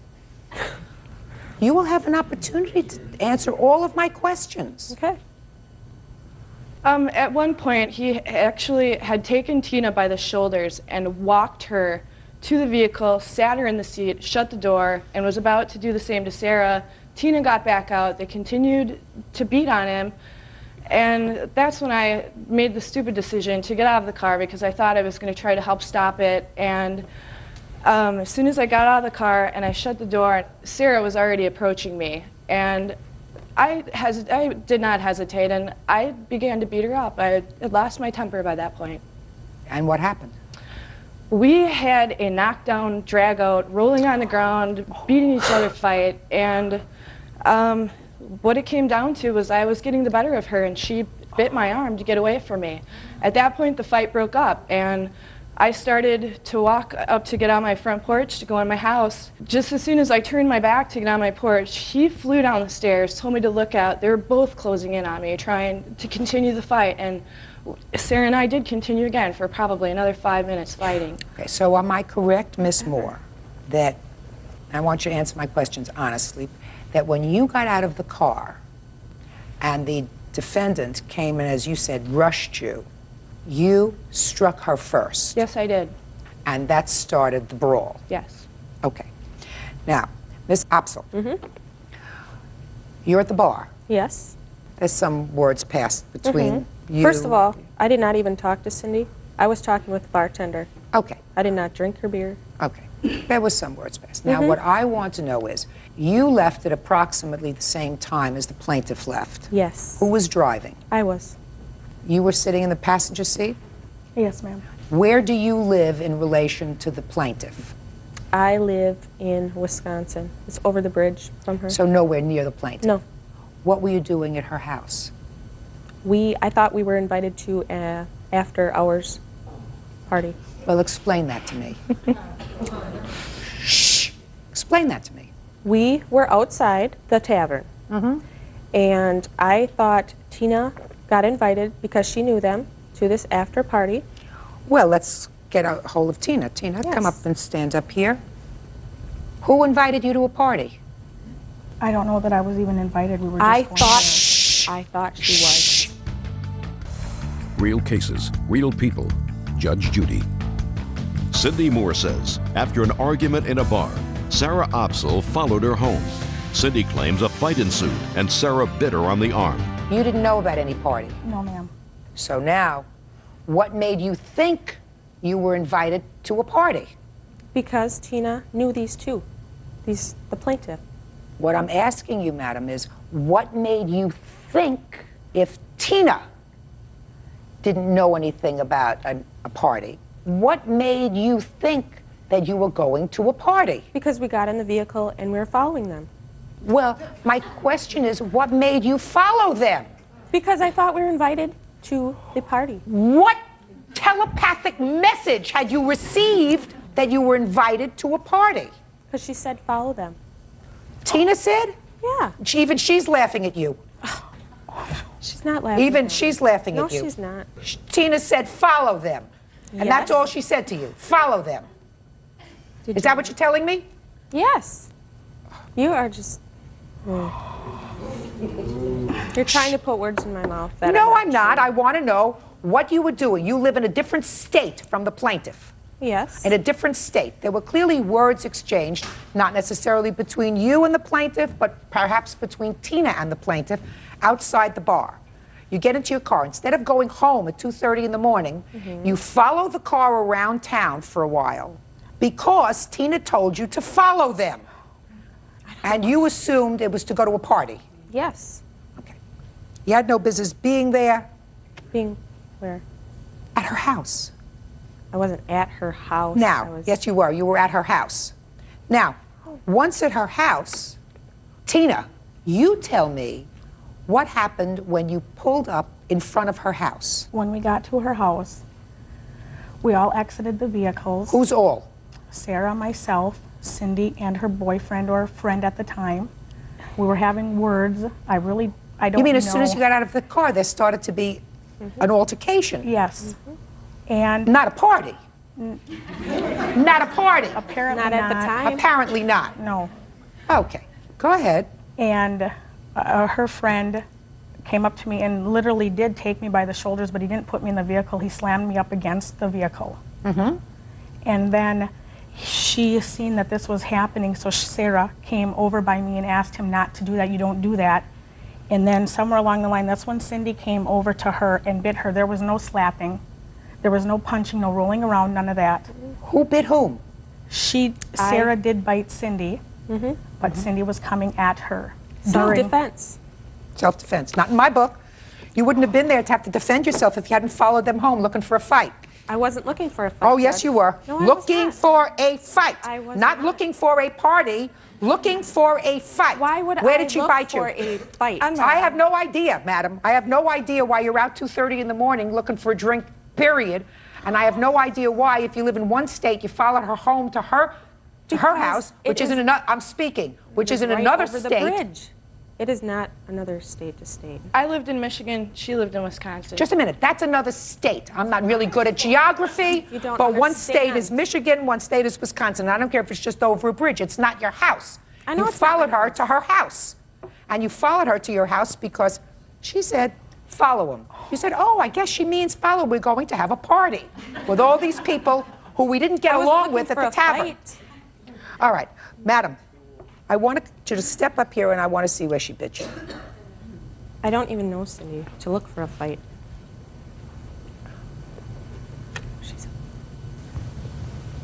That's a good bite. Did you see a doctor? I did see a doctor. I have my medical reports here. Can I see it? as well as photographs that documented what the injury was like. Okay.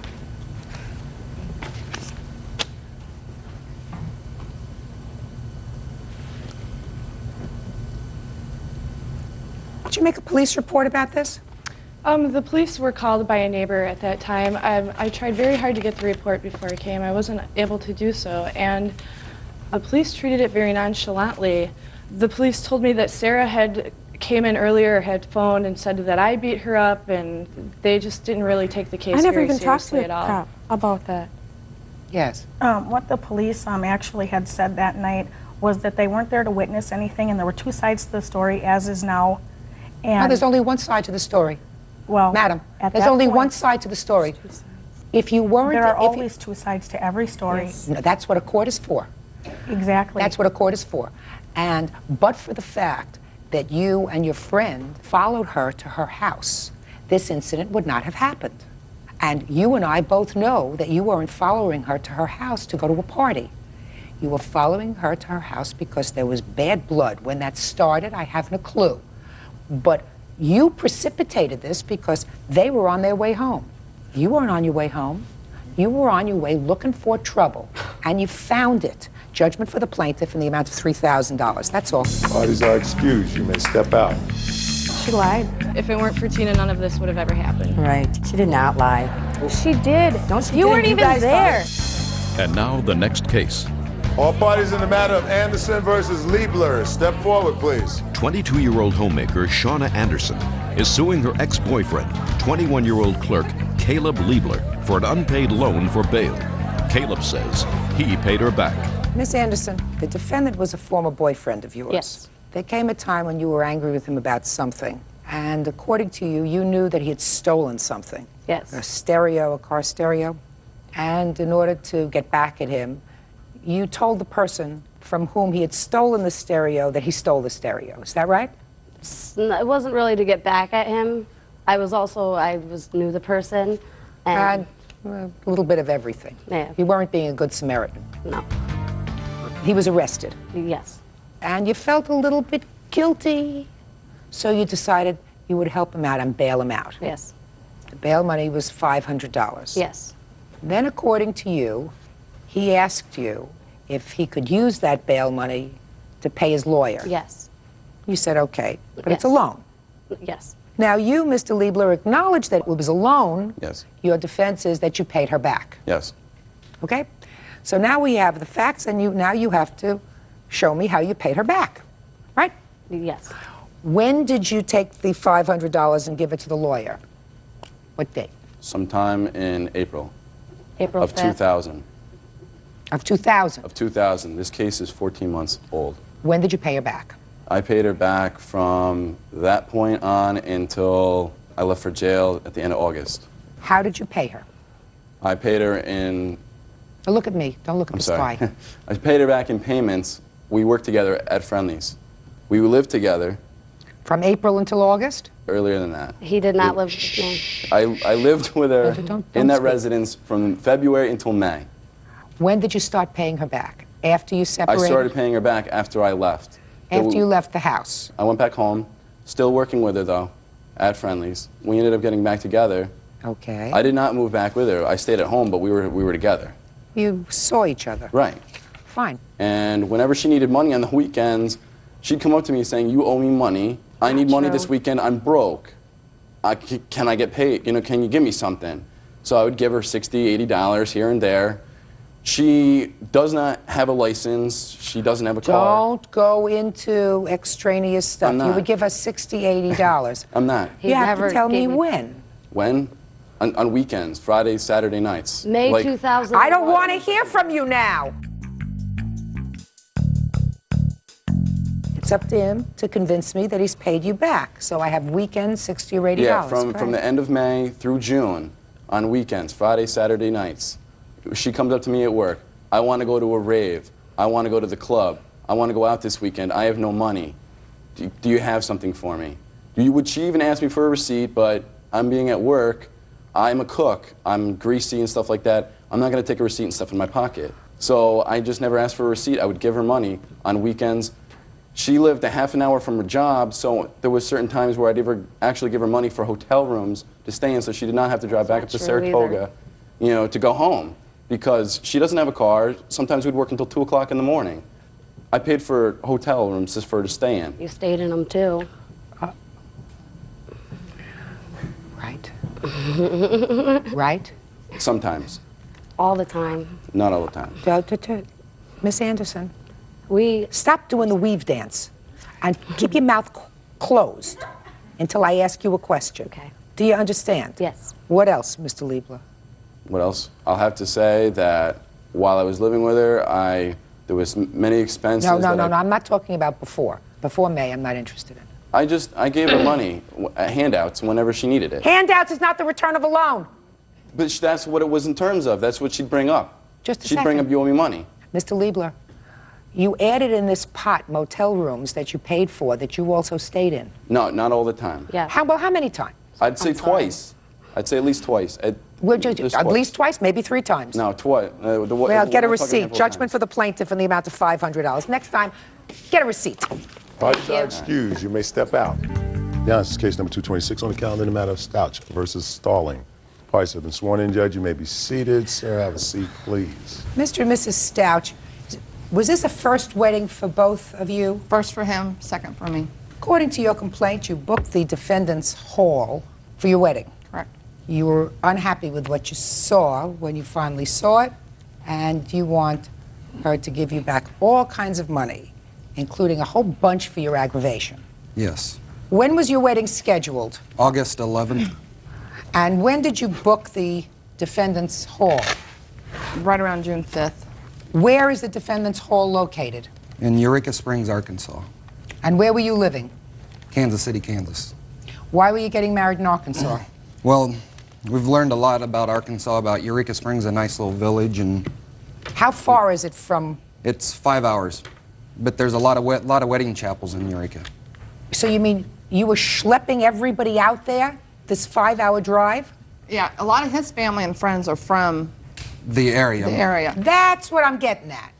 So a lot of your family was actually there already. They were within 2 hours away. Okay. And you booked the place sight unseen? Over the internet, we found it.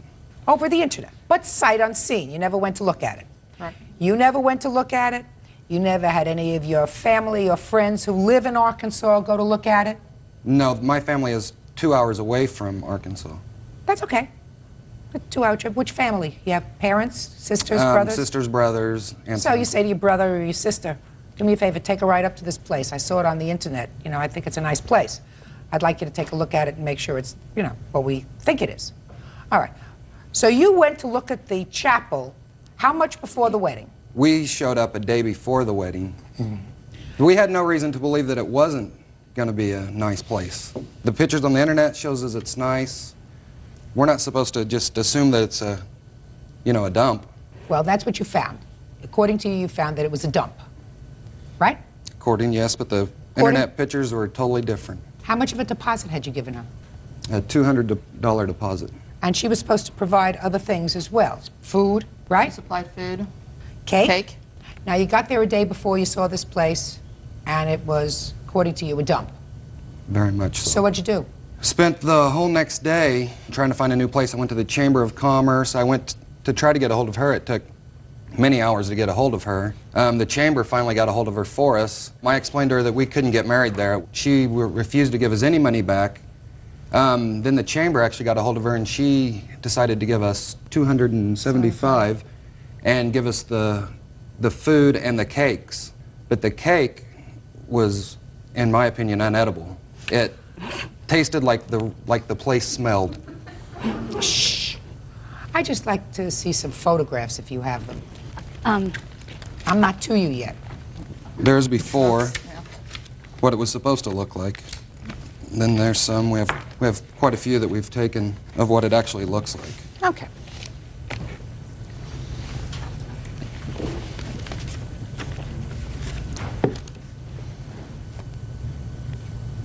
And if you'll notice, the floor is completely destroyed.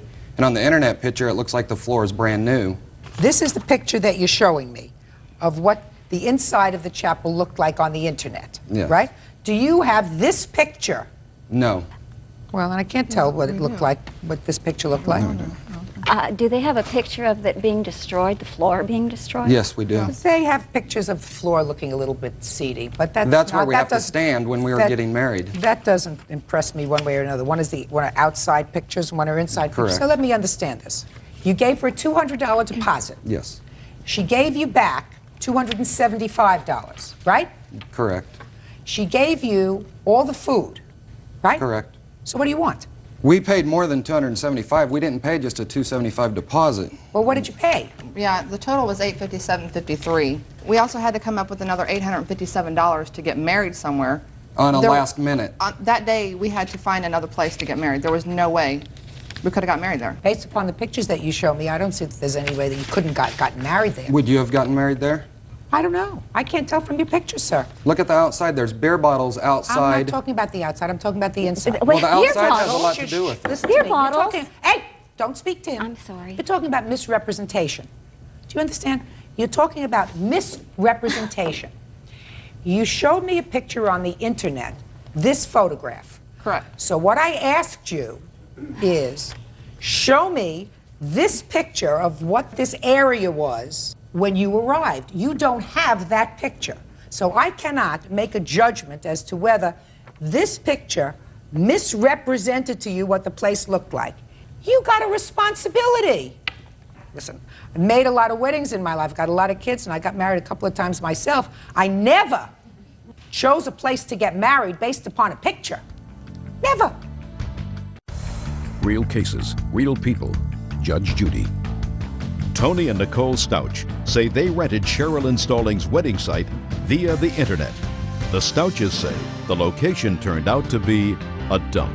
Now, if she gave you $275 back in cash, plus she gave you all the food for the wedding. There's no way we could have came up with the food and the cake. We had to take the food. We didn't want the food. We had less than 24 hours left. Did you have other people cater the wedding?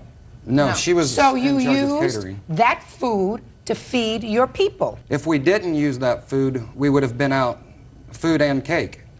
We had to use that food, yes. we So did. you used it. That's what you Yes, used to feed but your... it was awful. I've been to weddings where the chicken was rubbery myself. That doesn't mean that the people sued them. He works evenings, I work days. There was no possible way to even, I mean, we couldn't have done it. Let me explain something to you.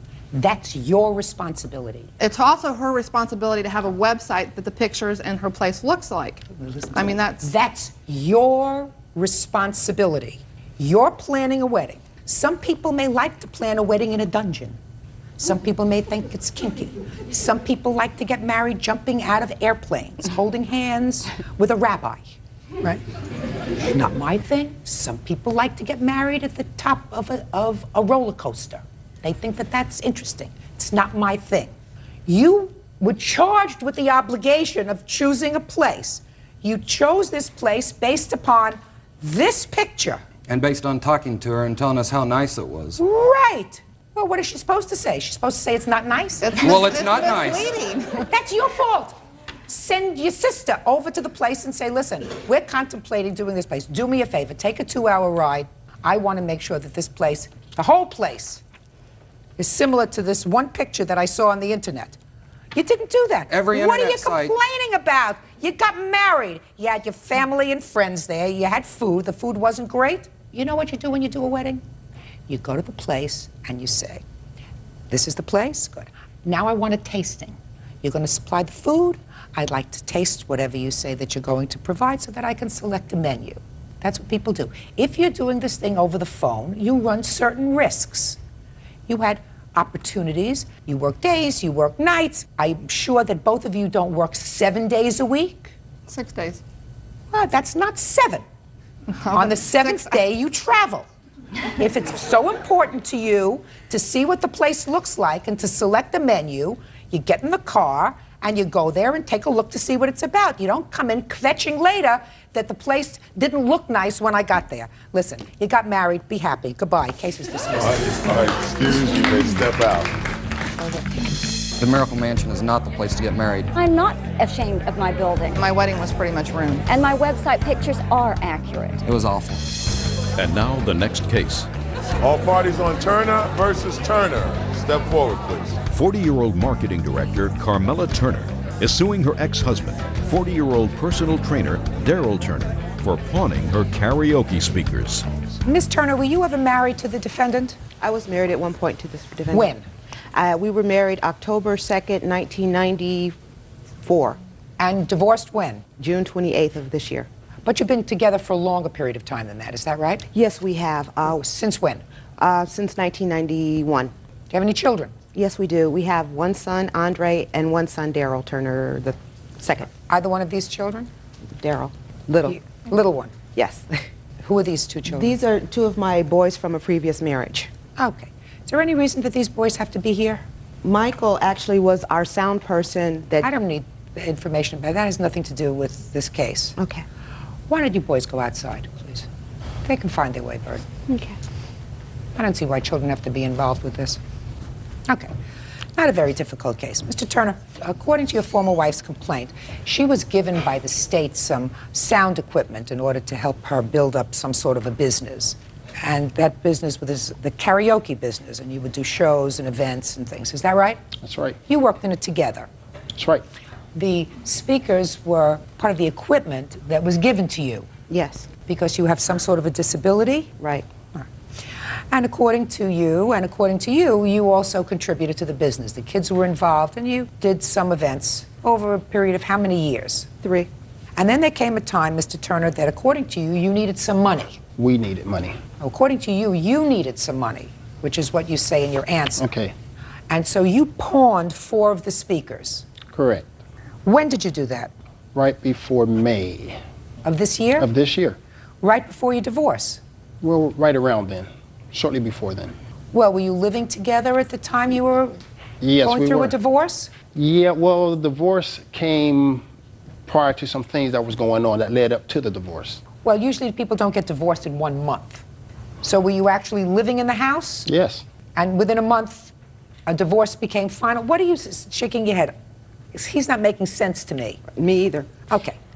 Were you living together in May of 2000 when he pawned these 4 speakers? Okay, he pawned the speakers in February. He did not pawn them in May, he pawned them in February. Does that sound? That sounds about right. Okay. And when did he move out of the house? He started preparing to move out right around May 1st, and he moved out, actually physically out, May 23rd. Now, did you agree that he should pawn these speakers in February? No, I didn't, not initially. What do you mean not initially? The pawning was done prior to me coming home. Now, after he did tell me about it and told me why he did it, and he told me that he would get the, the speakers back before our next show. Does that sound right? Some of it. No, does that sound right, that you went and you pawned the speakers, and then you told her that you had pawned the speakers, but that you would get them back before the next show? Some of it. Okay. Tell me what's not right. I pawned them without her knowledge because we had an upcoming event. The event we were going to be performing at had their own equipment. We needed some new material. That's the reason why I did it, so we can get the material that we needed for that event. I did inform her of it as soon as she got home. Okay. How much did you get for the speakers? Oh, I think about $400. You have the ticket? No, I don't. You never got the speakers back? No, I didn't. Why? We separated, and I wanted 2 of the speakers. She refused to give me 2 of the speakers, so I didn't feel that I needed to get them out of the pawn shop. So I didn't want her to have all of them, so I left them there. Well, you can't do that, Mr. Turner. Well, there's a reason why I did it. I'm listening to your reason. The reason why I did it is when I left the city I was in to go to resign in another city, as soon as I got there, the sheriffs were waiting for me, which she had called. They threw me up against the fence, handcuffed me. My little 4-year-old was with me. He was crying hysterically. Then they had to take him back halfway to Bakersfield by himself. This is about 10:30 at night, by himself. Then I was humiliated in the local newspaper as being a child abductor. All this stuff went on. Now, she kept all the microphones, all the lights, everything to the show, everything, all the furniture. All I wanted was just 2 of the monitors. So But she had been given those, sir, by the state.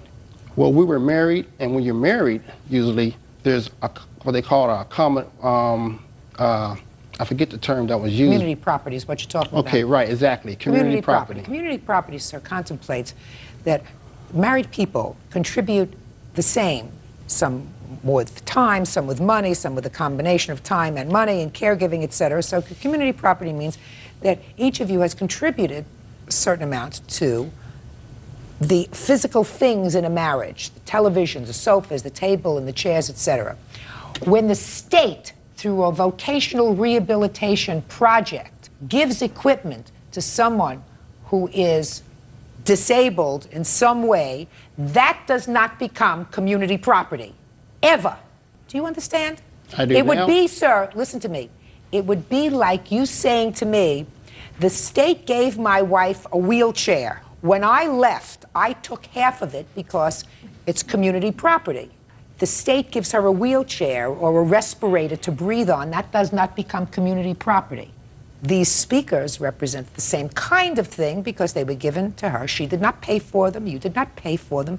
They were sort of a gift, an investment by the state to see if she could in some way earn a living.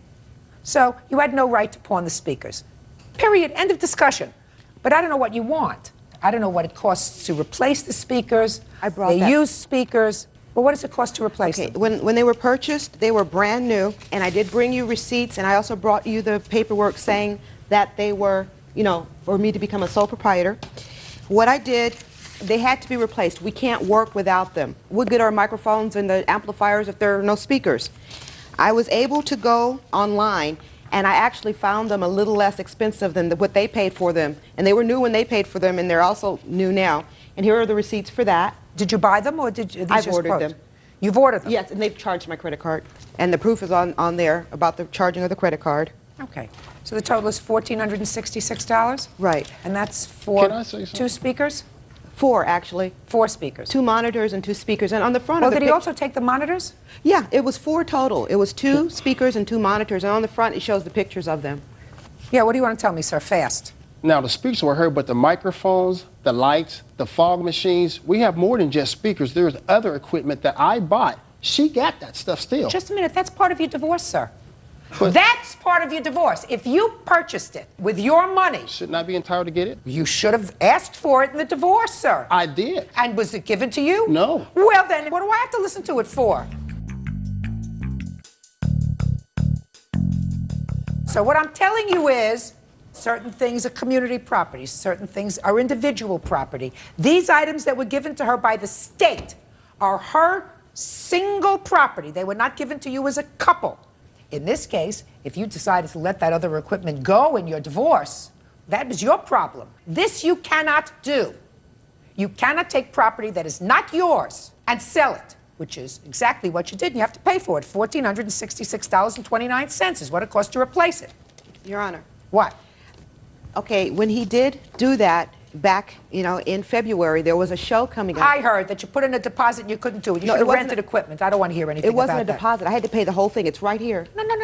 You're not paying attention. You paid the whole thing, and what I said was, then if you didn't have these speakers, you should have rented equipment for the day. Do you understand? He can't sell your individual property, which is what he did when he pawned it. Do you understand? Yes. Judgment for the plaintiff in the amount of $1,466.29. That's all. Parties are excused. You may step out. Your Honor, this is case number 195 on the calendar in the matter of Hilson versus Randall. Parties have been sworn in. Judge, you may be seated. Folks, have seats, please. Ms. Hilson, according to the complaints that I have read, you and the defendant were very good friends, and then you had an argument. And it is your claim that after the argument, she vandalized your car by keying and scratching your car. When did this argument take place? It started Sunday early evening around 6. Sunday, what date? I'm sorry, July 22nd. What was the argument about? The argument was about a little boy, Micah, who is here. The defendant's daughter called me and asked me if I would babysit her mother's ex-boyfriend's son. Which is this little boy? Yes. Shh. And it was no problem. I said yes. When I woke up, the little boy was at my house. No one said, okay, we're here, the little boy is here, we're leaving. I woke up, he was at my house. You have children? I have, yes, 2 sons. How old are Joshua, they? 4 years old, and Malik, 11 years old. Okay. Let me hear, what was the argument about? Okay, so he stayed at my house and spent the night. No one came to pick him up. No one called to say, we're back, you can bring him. The following day, I was giving them a bath, and Micah had all of these like scratches. It looked like flea bites. I just took it for granted that it was flea bites because the defendant had 11 cats, and it had an infestation of fleas in her home, and she was recently evicted for that. So you assumed it was flea bites? I assumed it was flea bites. So when he began to scratch, and the bumps came, and he scratched till one area started bleeding. So I sat him down. I said, wait a minute, this isn't flea bites. This is something else. So I sat him down. I said, Micah, do you have chicken pox? He says, yes. Did your mother know you had it? He said, yes. I said, did Rhea, who's the defendant, did she know? Did her and Kendra know you had it? He says, yes, they put ointment on me. When he said that, I couldn't believe it. First of all, I was shocked. I was afraid for my children. He had slept in the same bed with my 4-year-old. I called Kaiser Hospital to see what could I do. Could I bring them in? Is there anything they can give me? They said, no, just clean your house. Clean your house, wipe everything down. So I tried to call them to say, come and get him now. Why did you do this? I was really upset. I really don't remember everything that I said, but I was upset. Did you contact the defendant? Did you make contact with her? No, I kept getting the recording.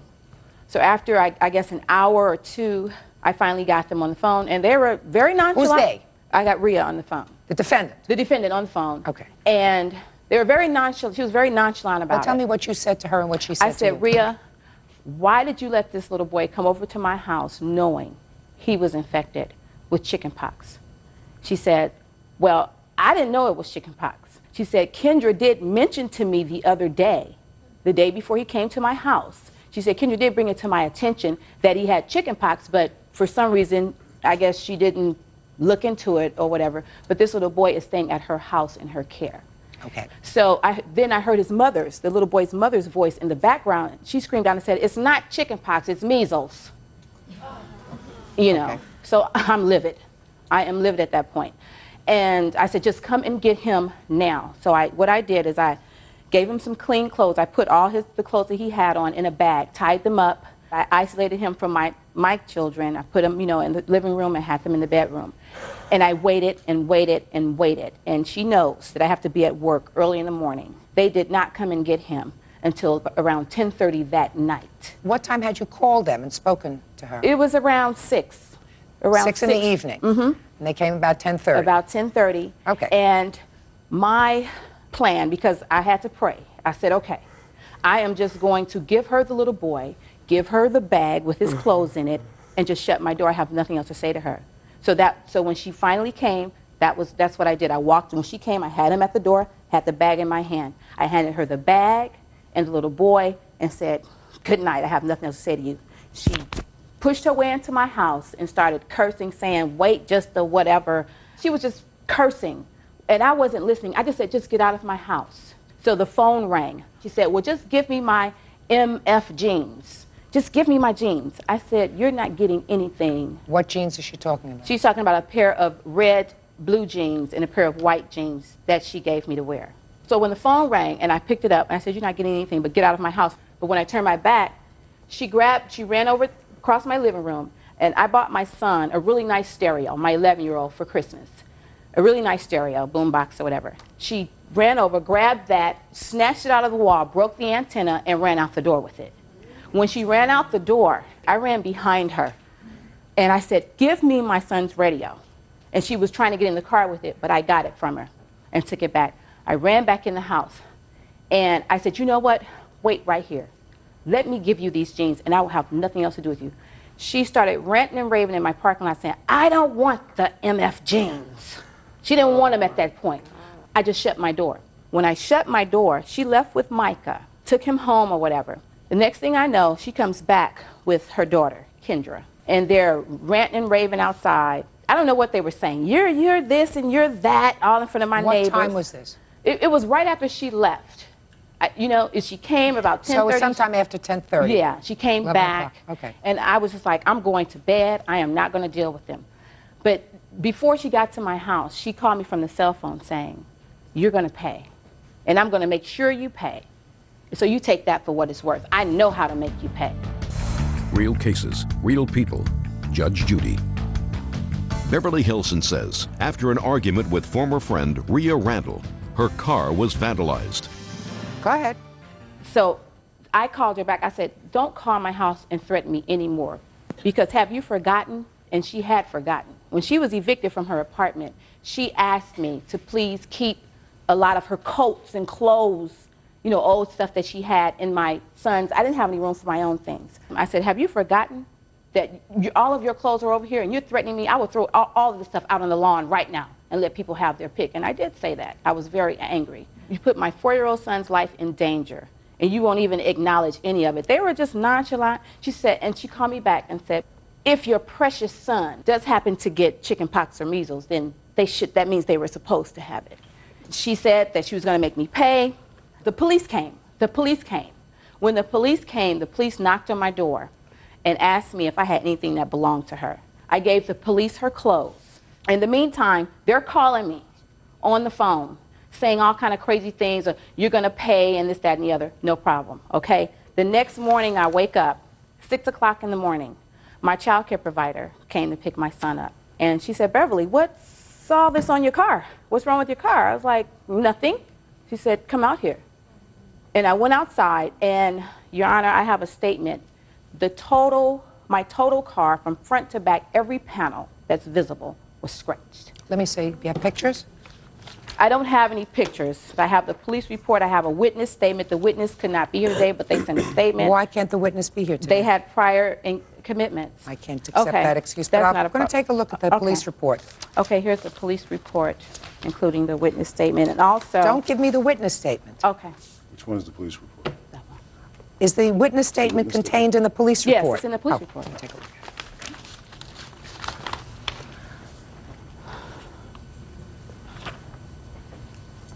You called in the police report at about 8 o'clock in the morning, that next morning, I see. Is that right? Okay. The police report confirms the scratches all over the car, the entire car, and you have an estimate for the car. I have an estimate, Can I also see it, a please? statement from the Earl Scheib. It's on the second page.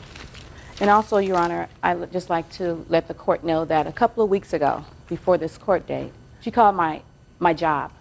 And she said to me that, I'm going to be honest with you, my intent was just to flatten your tires. So her intent was just to flatten my tires. All right. Ms. Randall, let me hear your version of the events, please. Okay, Your Honor, the version that I'd like to give you of the events is the truth. I raised my right hand. There was no Bible. I wish there had been. Maybe Beverly would have been more forthcoming had there been. Almost all of what she said was not true. The first statement that came out of her mouth was the defendant's ex-boyfriend. His father is a friend of mine who is a comedian, and I am his godmother, and he stays with me regularly.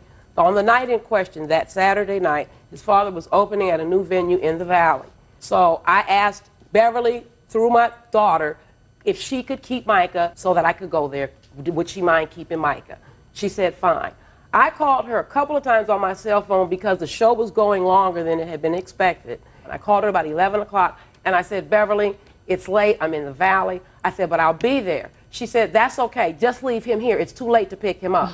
Okay. So I didn't pick him up. The following morning, I went to church. She didn't go. Yes, there was a question. My eviction has nothing to do with this case. My question to you is, so far what she says is absolutely accurate. You or your daughter asked her to babysit for Micah. Whether she told you the boy could stay because it was too late or not is really not relevant. The boy stayed until the next day, and she was giving the boys a bath. Now, my question to you is, she says that Micah had chickenpox either recently or at that moment, but he certainly had marks from the chickenpox. And she says that when she called you, you did indicate to her that you knew you knew or had been told at some point that he had chickenpox. Is that correct? No. Okay. Your Honor, what happened was, it was after we came from church, so that was around 2 or 3 in the afternoon. She came to bring him home, and she said, look at these marks on him. And I said, they look like flea bites. And so she said, I said, just give him here. She says, no, that's okay. I'll take him with me because I'm going home and I'm going to fix this dinner, and he'll have dinner, and then you come pick him up. So far, that was very nice of her. Right. So far, there's no problem. So far, there's no problem. Right. Go ahead. Okay, so I get a call on my cell phone. At the time, I happened to be at Micah's mother's house getting my hair braided. And so she's ranting and raving on the phone about Micah having chickenpox. And I said, what are you talking about? Micah, you know that those are flea bites. She failed to mention the fact that she had a cat that she got from me. She had been complaining. The cat got killed because she allowed her son to throw it over the fence. Wait a minute. Listen to me. Miss Randall. No, Judge Judy, I'm trying to tell you that she had the fleas in her house. Listen to That's me. when she got raving mad. Listen to me. Doesn't make sense. Because if she came to see you, as you said, after church, and wasn't concerned at all, something happened between after church at 2 o'clock in the afternoon and 6 o'clock at night when she called you. And what happened was that she had a conversation with Micah, and Micah told her that he had chickenpox. Now, he may have been wrong, but something happened. She did not become psychotic between 2 o'clock in the afternoon and 6 o'clock at night, Miss Randall, because she was doing you a favor. She said, bring him over. According to you, she said, don't even bother to come back now. It's too late. Stay, have a good time. I'll pick him up in the morning. Then you see her the next day after church, and still everything is fine, and you say, leave him here. And she said, no, I'll take him home and have dinner because I'm going to make dinner. So far she's being a really good sport. Does that sound right to you? Sounds right to me. And then if I were to believe your version of the events, she took some kind of mind-altering drug between 2 and 6 o'clock in the afternoon and became psychotic. And I'm telling you, that doesn't fit with my common sense barometer. So Micah may have said to her, in response to a question, she may have said to him, do you have chickenpox? And he may have said yes. Maybe he didn't. He may not have told her the accurate story, but she legitimately felt at that point that you and your daughter placed her children at risk of infection with a child who was infected with chickenpox. As a parent, you can understand that if that's what she believed. So what I want to know is, what was all the hoopla about? If she spoke to her at 6 o'clock, how come you didn't get there until 10 o'clock at night? First of all, Your Honor, his mother was braiding my hair. When she heard me on the phone speaking to Beverly and heard Micah's name, she asked me what's going on. I told her Beverly thought Micah had chickenpox. She said in the background, Micah already had chickenpox. He doesn't have chickenpox. Okay? And she also said, Beverly later told me that her children had already had chickenpox, and so that wasn't the issue. Her issue was that I didn't come right away. I didn't come right away, Your Honor, because I wasn't concerned, because I knew that he didn't have chickenpox. But you didn't come right away. I didn't come right away because I wasn't at home. All right, let's go a little bit further. There came a time when you came back to the house after you had gotten Micah. Micah was now out of her home, and the police were called. Did you contact the police? Yes, I did, Your Honor. Why did you contact Your the Honor, police? when I picked Micah up, I got home, and I got a phone call. You better come get your MFSH. I've thrown it on the front lawn, and you better come before the come and get your stuff. So I immediately, I just jumped up. I went over to the house. I pull up. Who did you go? Who did you go with? I went with my daughter. My daughter came with me. Okay, so you went over there with your daughter. Yes. And so I pulled up, and there she lives. There's Where's a house. Where's Micah? He was at home with my whom? father. Okay. I pull up into the, she has a long driveway. There's a house in front, and then her house is in the back. So I pull up into the driveway. There are no clothes on the lawn. I knocked on the door, and I said, Beverly, give me my stuff, please. Because at this point, she had gone so, Okay, so she didn't give you your stuff. I wanted to, so the police, you left the house and called the police? No, I didn't. I sat in the driveway because when I got to the door, she said, I'm not giving you she said, you know, I'm not, and she slammed the door. So, and then she opened it again. And so I sat there and You went inside and got the radio at some point? No, that was earlier. I didn't get the radio and bring it out of her house at all because she got it before I got out of her house. And I didn't break anything on it. Just a second. Why did you grab the radio? Because, Your Honor, Beverly is the kind of person. No, I don't want to hear what kind of person she is. I want you to tell me why you grabbed the stereo out of her wall socket and started to walk out with it. Because she owed me money. She told me when she came earlier that day, when she brought Micah, I'll give it to you when you come and pick Micah up. When I got to her house, she just pretty much nonchalantly said, look, I don't have your money. And I'm not giving it to you. Don't worry about whatever. You'll get it when you get it. I was upset at her, and I did pick the radio up. And I was going to walk out of the door with it and told her, well, I'll give you your radio back when you give me the $35. $35 for some jeans. And she snatched the radio back from me. And okay, that's so when I now we left got her the house. radio. Now we got the radio. When did you call the police? When you were sitting outside? Right. I was sitting outside, the police arrive. Police arrive, and you get your clothes. Yes. All right. And then you left? Yes. With your daughter? Yes. Okay. So you had nothing to do with scratching up her whole No. car? All right. Opportunity, motive, and inclination. Those are the things that I have to deal with. Okay, Your Honor. Shh, I'm speaking. Clearly, you were very angry that day. And you were angry enough to call the police involving your best friend. You were angry enough to grab a radio from out of her house. And who else would have the opportunity, the inclination, and the motivation to do it but either you or your daughter, because you were angry. You were angry because she said, I'm not giving you back the $35, which is really something that she probably said out of anger because she was put out by the fact that she felt as if you and your daughter had placed her children in jeopardy, even if it was not a real threat, even if he did not have chickenpox. But clearly the child told her that he had. So based upon that, put your hand down. You don't seem to be losing yet, right? The estimate for repainting this car is $580, and I'm awarding that to the plaintiff. That's all. Parties are excused. You may step out. Yeah, this is case number 16 on the calendar in the matter of Craig versus Kane. Parties have been sworn in, Judge. You may be seated. Folks have seats. Ms. Craig, it is your claim that the defendant assaulted you at a high school reunion. By the way, when was the reunion? November 22nd. 2000? Yes, Your Honor. How do you know her? She is my ex-husband's fiance. Anthony's my husband. And you used to be married to her? That's my ex-wife. Okay, so this is not the fiance. They are married? Yes. Did you know that? No, Your Honor. Well, they are married. Okay, have you ever had any problems with her before? Well, prior to the incident, they had called CPS on me and fabricated lies about me. When had they called Child Protective Services?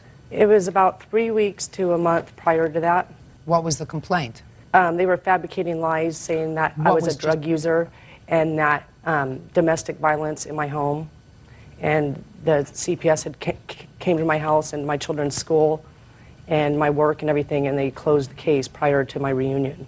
Does your ex-husband see the children? He sees the children on and off.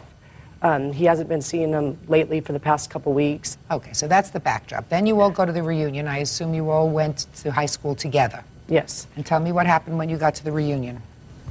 I showed up at the reunion at approximately 9:30. I paid $75 just for myself to go, and I was walking around talking to my friends, and I was looking for this man in a blue and the black shirt.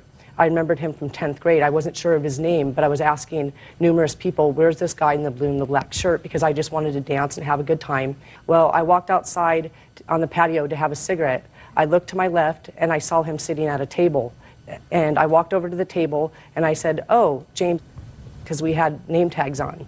And he lit my cigarette. When I bent down to light my cigarette, I saw Maida out of the corner of my eye talking to two of her girlfriends. She appeared to be upset. Her girlfriends were huddling like over her, like she appeared to be upset. I just said to James, I said, you know, would you like to dance when we go back in after having our cigarette? I'm really glad I came. You know, I'm seeing a lot of people I haven't seen for a while, and that's about as far as I got. At this time, Maida approached me from the side. She got like this close to my face, and she says, did you even graduate? And she appeared to be, you know, drinking, maybe intoxicated, I don't know, you know, because the reunion started at 6.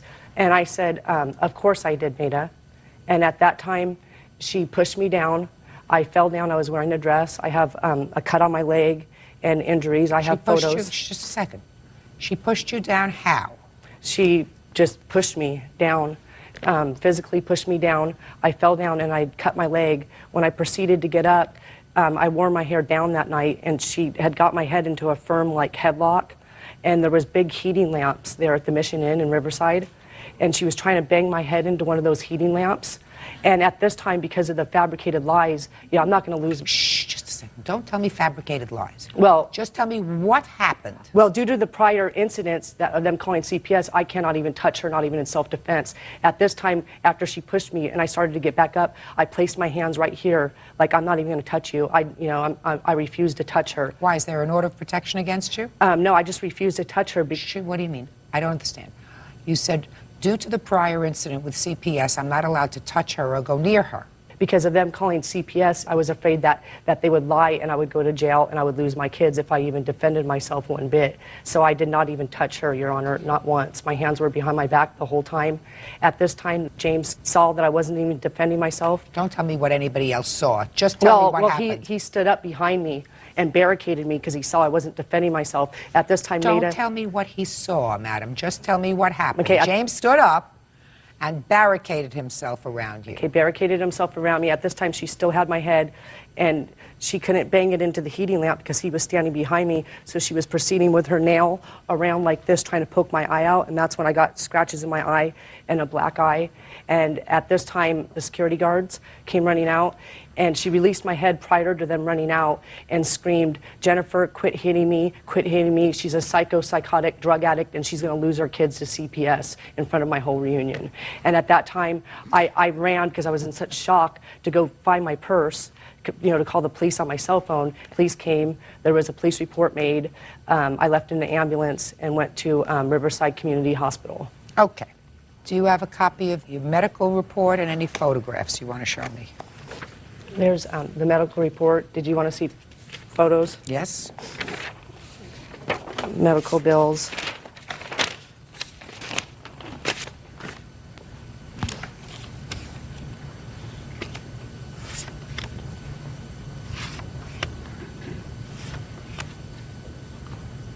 What are you showing me in this picture with your hands together like this? That one, I was just showing that I had a bruise on my wrist from where I was holding my wrist, and also to show that I had all my nails on, because if I was fighting back in self-defense, I definitely would not have any nails on. Okay. All right, let's see your version of what happened. It was the night of, I believe it was November 25th, at my 10-year reunion. When I was out on the patio with my friends. We were at 2 tables. James was with us, and she approached us at the patio, and she asked Nancy if it was the smoking section. Nancy replied no, and she ignored Nancy, and she kept talking to James, who was clearly with us. When I got up to leave the premises, is when I made a comment about, because I was shocked that she came because she didn't graduate from Norco. She didn't walk in commencement with us. And when I walked out, I made a comment about her not graduating from Norco High. As I was leaving, she pushed me. How did she push you? She just pushed me. You didn't fall over or anything? No. She just pushed you with her hands? Yes. Go ahead. And so I've seen her assault other people, and I was scared, and so I reacted, and I grabbed her by her hair, and I held her against this pole so that I could secure myself, and when she was kicking is when I had to use my left leg to protect myself from her right leg. When Michelle went and got the security guards, that was when they split us both up. She was kicking and screaming, yelling, I assaulted her, which is when she called the police and took the ambulance. Real cases, real people. Judge Judy. Jennifer Craig says her ex-husband's new wife, Maida Kane, assaulted her at their high school reunion. Maida says Jennifer started the fight. Ms. Craig, did you in fact graduate from this school? No, I graduated from Buena Vista because I went to cosmetology school also. Just listen to me. You did not graduate from this school? No. So what were you doing there at a 10th year reunion? I went through Norco High through all my high school years except for my senior year, and I thought about it and I wanted to go. Did you know that they would be there? No, Your Honor, I did not know. Well, did you know that they graduated from that high school? I knew that she graduated from the high school, but I didn't know that she was attending the reunion. If I would have known... But you knew that she went to that high school? Right, and so did I. You're not listening. You knew that she went to that high school so that there was a chance that she would be there, right? Right. So it was really rather foolish of you to put yourself into that situation where there was clearly recent hostility with regard to the children and your former husband and his fiancée. I don't understand why you even put yourself in that situation. It's really kind of foolish to do that. You don't agree with that? Well, Your Honor, I wasn't sure whether they were going to be there or not. Even if you suspected. And I didn't want to miss my 10-year reunion. And I don't. It wasn't your reunion. Yes, it was, because I knew a lot of people there that I went to high school with. And I didn't want to miss my 10-year reunion, and I don't... You keep saying 10-year reunion. It wasn't your 10-year reunion. You didn't graduate from this high school. I can understand you wanting to see people that you went to school with. But as opposed to going there with these people who you had a recent problem with, and you suspected that they might be there because you knew she graduated from there, smart would have been to say, I'll see them at some other time. Did you, in fact, when she came up to you and said, did you graduate from here? I didn't know you graduated, which is something you didn't need to say. It was a gratuitous dig, right? Yes. Unnecessary. All you have to do is walk out, right? Correct. Were you there? Yes, I was. Step up. Were you two people there? Yes. Then I don't need the husband. Sit down. I'd rather hear from you. Tell me your name. Nancy. Nancy what? Farrow. Miss Farrow, you were there from the beginning? Yes, when we were outside on the patio and she approached us. Tell me what you observed. Me and Michelle were standing at the chair, or at the table. Maida was sitting down. James was at a separate table by himself next to us. James, the blue shirt. The blue shirt guy. And I was kind of bent over talking to Maida when I saw Jennifer approaching us. And she walked up, sashaying, is this the smoking section? None of us are smoking. We don't smoke. I said no. Telling her, like, we don't want you here. Get away. So she still came by and stopped and talked to James. And then that's when Maida got up and made the comment. No, don't. Let me hear. Come on. Let me hear the whole thing. Well, Maida got up, walked by her, and made the comment about, you didn't even graduate, or did you graduate from here? And that's when Jennifer pushed her, and then that's... How did she push her? Just, you know, not like to knock her over, but she touched her. And so that was enough to make, I guess, both of them upset, and they just... Oh, it was enough to make... It was clearly enough to make the defendants upset. Yes.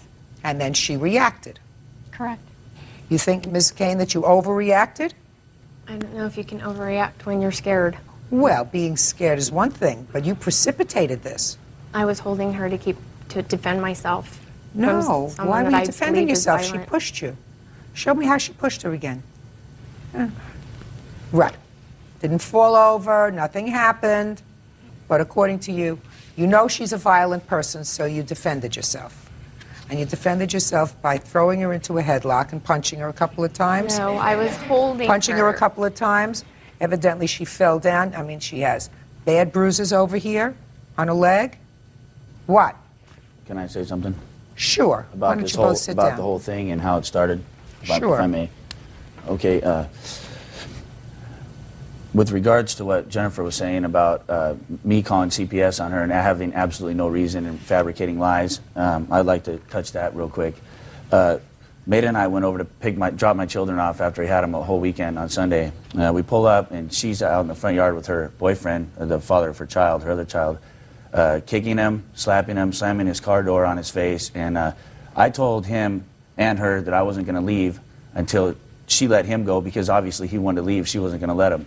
At this time, my 2 children are standing in the park with 15 other kids that live in that complex watching this whole thing go on. That's where the understanding comes in. The minute she raised her hands, I wouldn't expect anything less of my wife than to defend herself against somebody that's violent like that.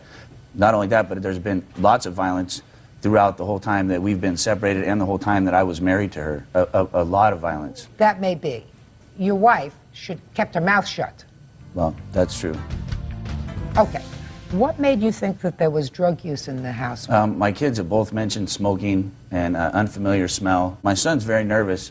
He's 9 years old and he's still soiling his underwear. I have a tape, we have here audio, of Jennifer actually calling the house and having my daughter get on the phone and ask where the child support is, the child support money's at, telling me she's going to come over to my house. And then actually that night we did tape that. She did come over and she kicked my door in. Sounds to me as if these kids are not seeing very good examples Well, set. we Where have was the the tape child if support? you'd like to hear it. Where was the child support? The child support was pouring in at $800 a month. I'm only $10,000 behind on my child support, and I've been paying child support for 3 years. $10,000 is a lot of money. It is, and I agree with that, and I'm paying it back, as well as still paying currently. Why did you fall $10,000 behind the child Well, support? what happened was I changed careers, and I dropped down to making a very low amount of money that would barely keep me going. I gave her what I could, and I went to court. How long ago did you fall behind? This was 2.5, 3 years ago. In the past 2 years, have you been current in your child support? Yes, I have. They take it out of your salary? Yes, they do. Your Honor, can I just say something regarding about that incident when he was saying that I dropped off the kids? Go ahead. Okay, prior to when I was moving in that night, I had some friends moving me in, and they came to drop the kids off. Well, Joe, my boyfriend, was outside talking to them. I walked outside to see where he was. At this time, Maida flips me off, and I was like, what's up with that? And they're sitting there saying that I'm harassing them, starting a fight with them. I didn't even do anything. So you're telling me you didn't have a fight with your I boyfriend? didn't even do anything. No, Your Honor. No, listen to me. You're telling me that you didn't have a fight with your boyfriend? No. I'm not sure if I believe that. I didn't. I'm not sure if I believe that. And when I walked out, she had flipped me off in front of my children. Maybe she did that, but I'm not sure that you didn't have a fight with the boyfriend. No, Your Honor. Mm-hmm. Ever smoke marijuana in your house? No, Your Honor, I do not. I smoke cigarettes, and that's it. See, prior to this... Shh, don't say see. He had... Shh, listen to me. Is what you're telling me that you've never smoked drugs in your house? Yes, Your Honor, that is correct. He had a hair follicle drug test taken on me in court that I had passed. I don't use drugs, and he just fabricates lies because he has child support. Her and her mother got in an argument, and Jennifer's mother wasn't allowed to see the children. And Maida and I had talked about that, and I said it's not right because she's done it to everybody in my family. She's done it to everyone on my side of the family, and she started doing it to her side of the family because her and her mother got in a fight. Her mother was the only stable thing in those kids' life at that point, and I knew that. I was only seeing them every other weekend and once a week, on Wednesdays, and I knew what was going on. So I called her mom, and I said, hey, anytime you want to come over here and see the kids, you're more than welcome, blah, blah, blah. Her mother comes over and tells me that she knew she did a bad thing. And I said, well, what's that? Well, she knew that Jennifer was on drugs and went on the internet and got the chemicals that you need to put on your hair to wipe everything off your hair follicles. That was the first person that told me that. The second person that told me that was her boyfriend, Joe, because they were fighting, and he told me, he came over to the house going, I don't know how you dealt with it as long as you did, blah, blah, blah. And I said, hey, to be totally honest with you, I did what I did, and it's over. I found somebody I'm really happy, and there it is. Mr. Kane, just keep a close eye on things. Do you understand me? Yeah, I understand. Good. That's all. That's all I'm going to say. All right, now I have to get to this claim. Miss Craig, let me tell you what I believe. I believe that the defendant said something that was totally unnecessary to you when she said either, I didn't know you graduated, or did you graduate from here? It was a gratuitous dig that was pretty stupid. I also believe that you pushed her after she said it to you. Oh, yes, I believe that you pushed her. I don't believe that you hurt her. I believe that you, as indicated, pushed her. Did you have a right to do that? No. Did you hurt her? No. And was her response to being pushed consistent with the threat? The answer is no. Okay. You overreacted, and you can't do that. I honestly believe that you could have avoided the problem with her totally by just walking out. Keep walking, right? Said not a word. You didn't do that. She's not responsible. You're responsible. I think that there's more to the underlying case here with regard to the background, what's going on in her house, but I can't get into that now. That's just a sense, which is why I said to you, just be vigilant. Do you understand? But you are responsible for her medical bills, and I believe that you are also responsible for some of her pain and suffering. I also think that you have certain responsibility because you were the first person to put your hands on her. I honestly believe that you pushed her first.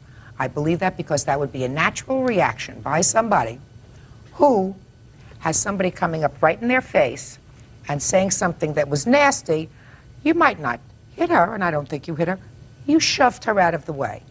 Did not require the defense that you attribute to, well, I knew her history as of being a violent person, so I defended myself. Do you understand? You had medical bills of $1,441.39, and I believe you were probably out of work for a couple of days. And I believe that you had some pain and suffering, and I'm entering a judgment for $3,000 in favor of the plaintiff. That's all. Parties are excused. You may step out. Yeah, this is case number 213 on the calendar in the matter of Bowman versus Benningfield. Thank you. Parties have been sworn in, Judge. You may be seated. Sir, have a seat, please. You're Miss Bowman. I'm Miss Bowman, her mother. Okay, but you weren't there. No, I was not there at the time. Why don't Thank you you. Miss Bowman, the defendant is your former boyfriend. Right. Who's going to take his hands out of his pockets as we speak. Very good. And according to your complaint, after you broke up with him, two things happened. You claimed that he trashed your car, causing substantial damage, and also in a scuffle over a knife, he caused you to cut yourself. And you want him to pay your medical bills. When did you break up with him, and where did this happen? At his home on June 27th. How long had you been going out with him? Since February. Did you tell him in person that you were breaking up with him? Yes, ma'am. At what time of the day or evening did you tell him? 7. You broke up with him on the 27th. Right. At about 7 o'clock in the evening? Right. And then I assume you left. Right. Was there any discussion at that time? No, his sister and I both left after I broke up with him.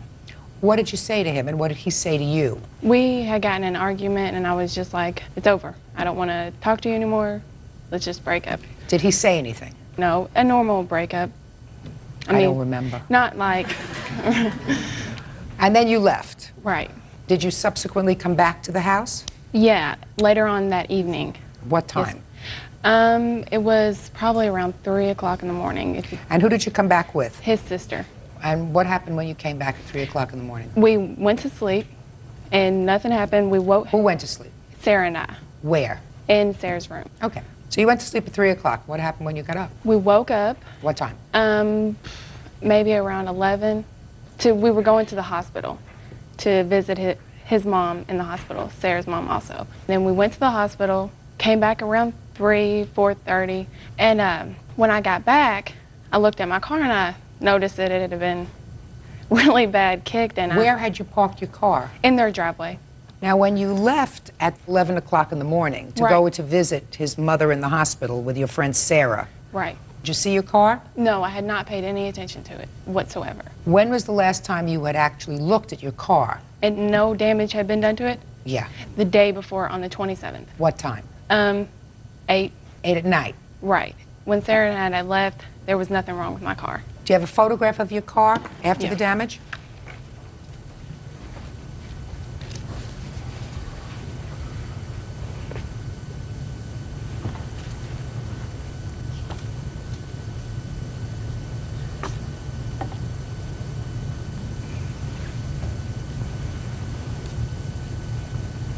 That was from a movie, right? I always loved that movie, right? What movie was that? Gotta think about that one. Oh, I know what it was. I know. No. I know what it was. I know what it was. Runaway Bride.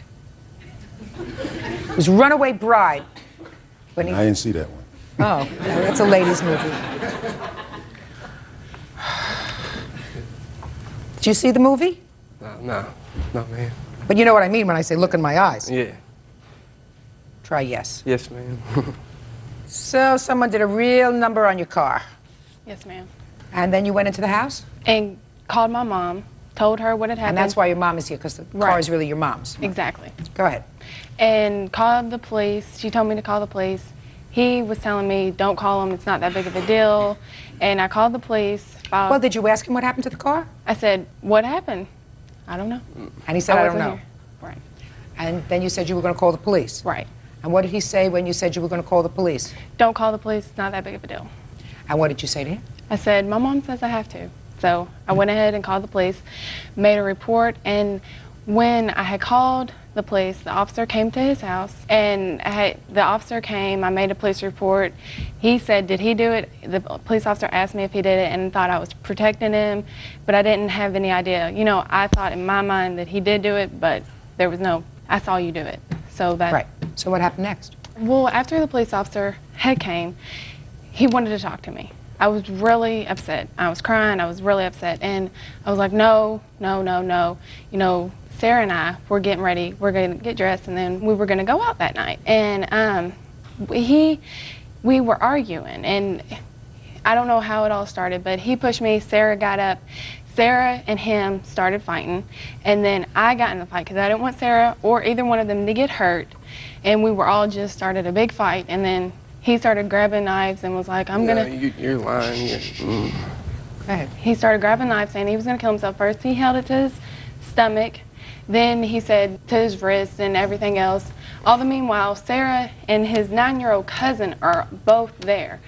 And after that, he had grabbed a steak knife and he was like, I'm gonna kill myself. We were standing over by the refrigerator. Sarah and his cousin were in the living room by the phone getting ready to call the police. And when he went like this, I put my hand like this, and that's how I got stabbed. So you were trying to prevent right. him from hurting himself? Exactly. Okay. Did your cut require stitches? Yes. How many? 2.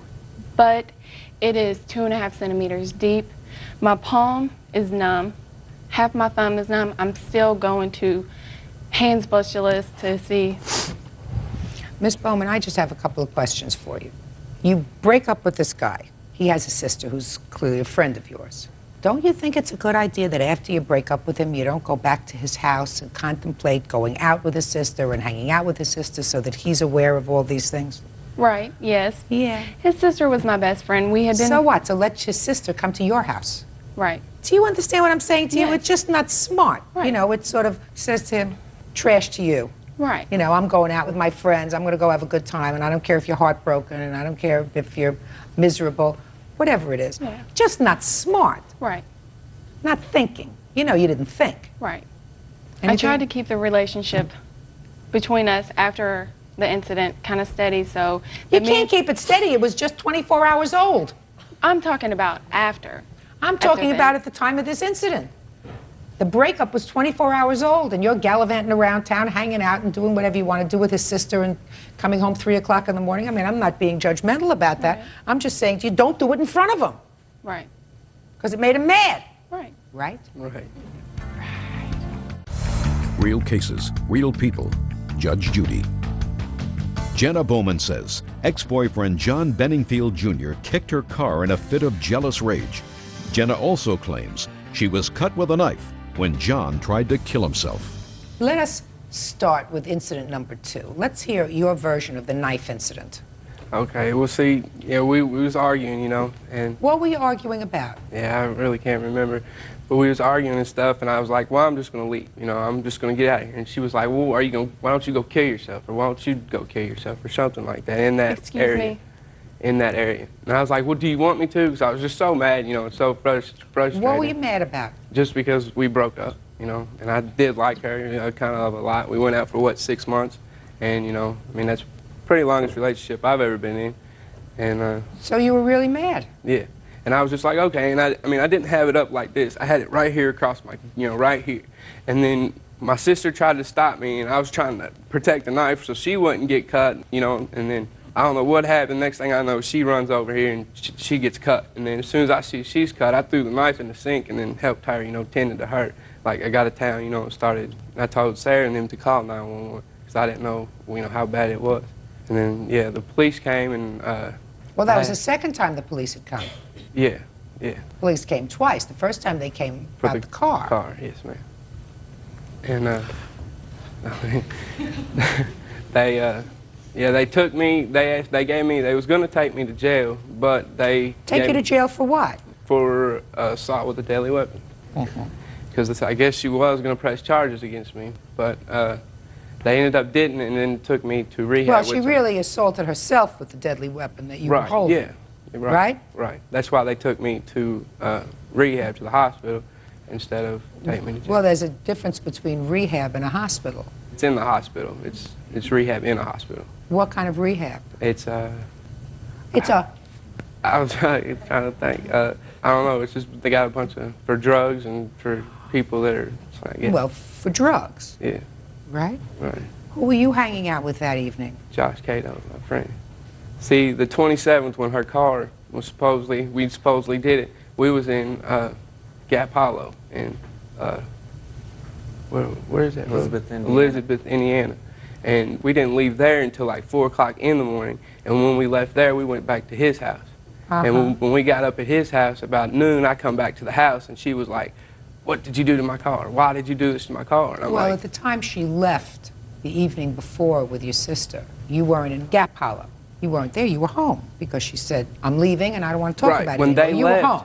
Right. When they left, we pulled out of the driveway because he parked his truck in our second driveway, and she was parked with my sister and my cousin, and they was going to the hospital. Who do you think kicked her car? I have no idea, because his truck said 2 weeks before when we moved into that house, somebody took a baseball bat and keyed his truck. Why would you tell her not to call the police? I don't remember saying not to call the police. Yeah, you did. Why would you say don't call the police? It's no big deal. I have no idea. Mr. Benningfield, you have no idea? Right. I have an idea. Let me see the estimates on the car and let me see the medical bills. These are the hospital bills. And this is the estimate for my car.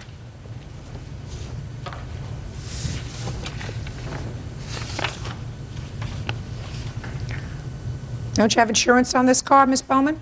If she hit someone, we only have, Liability. because I'm a single parent, I can't afford the.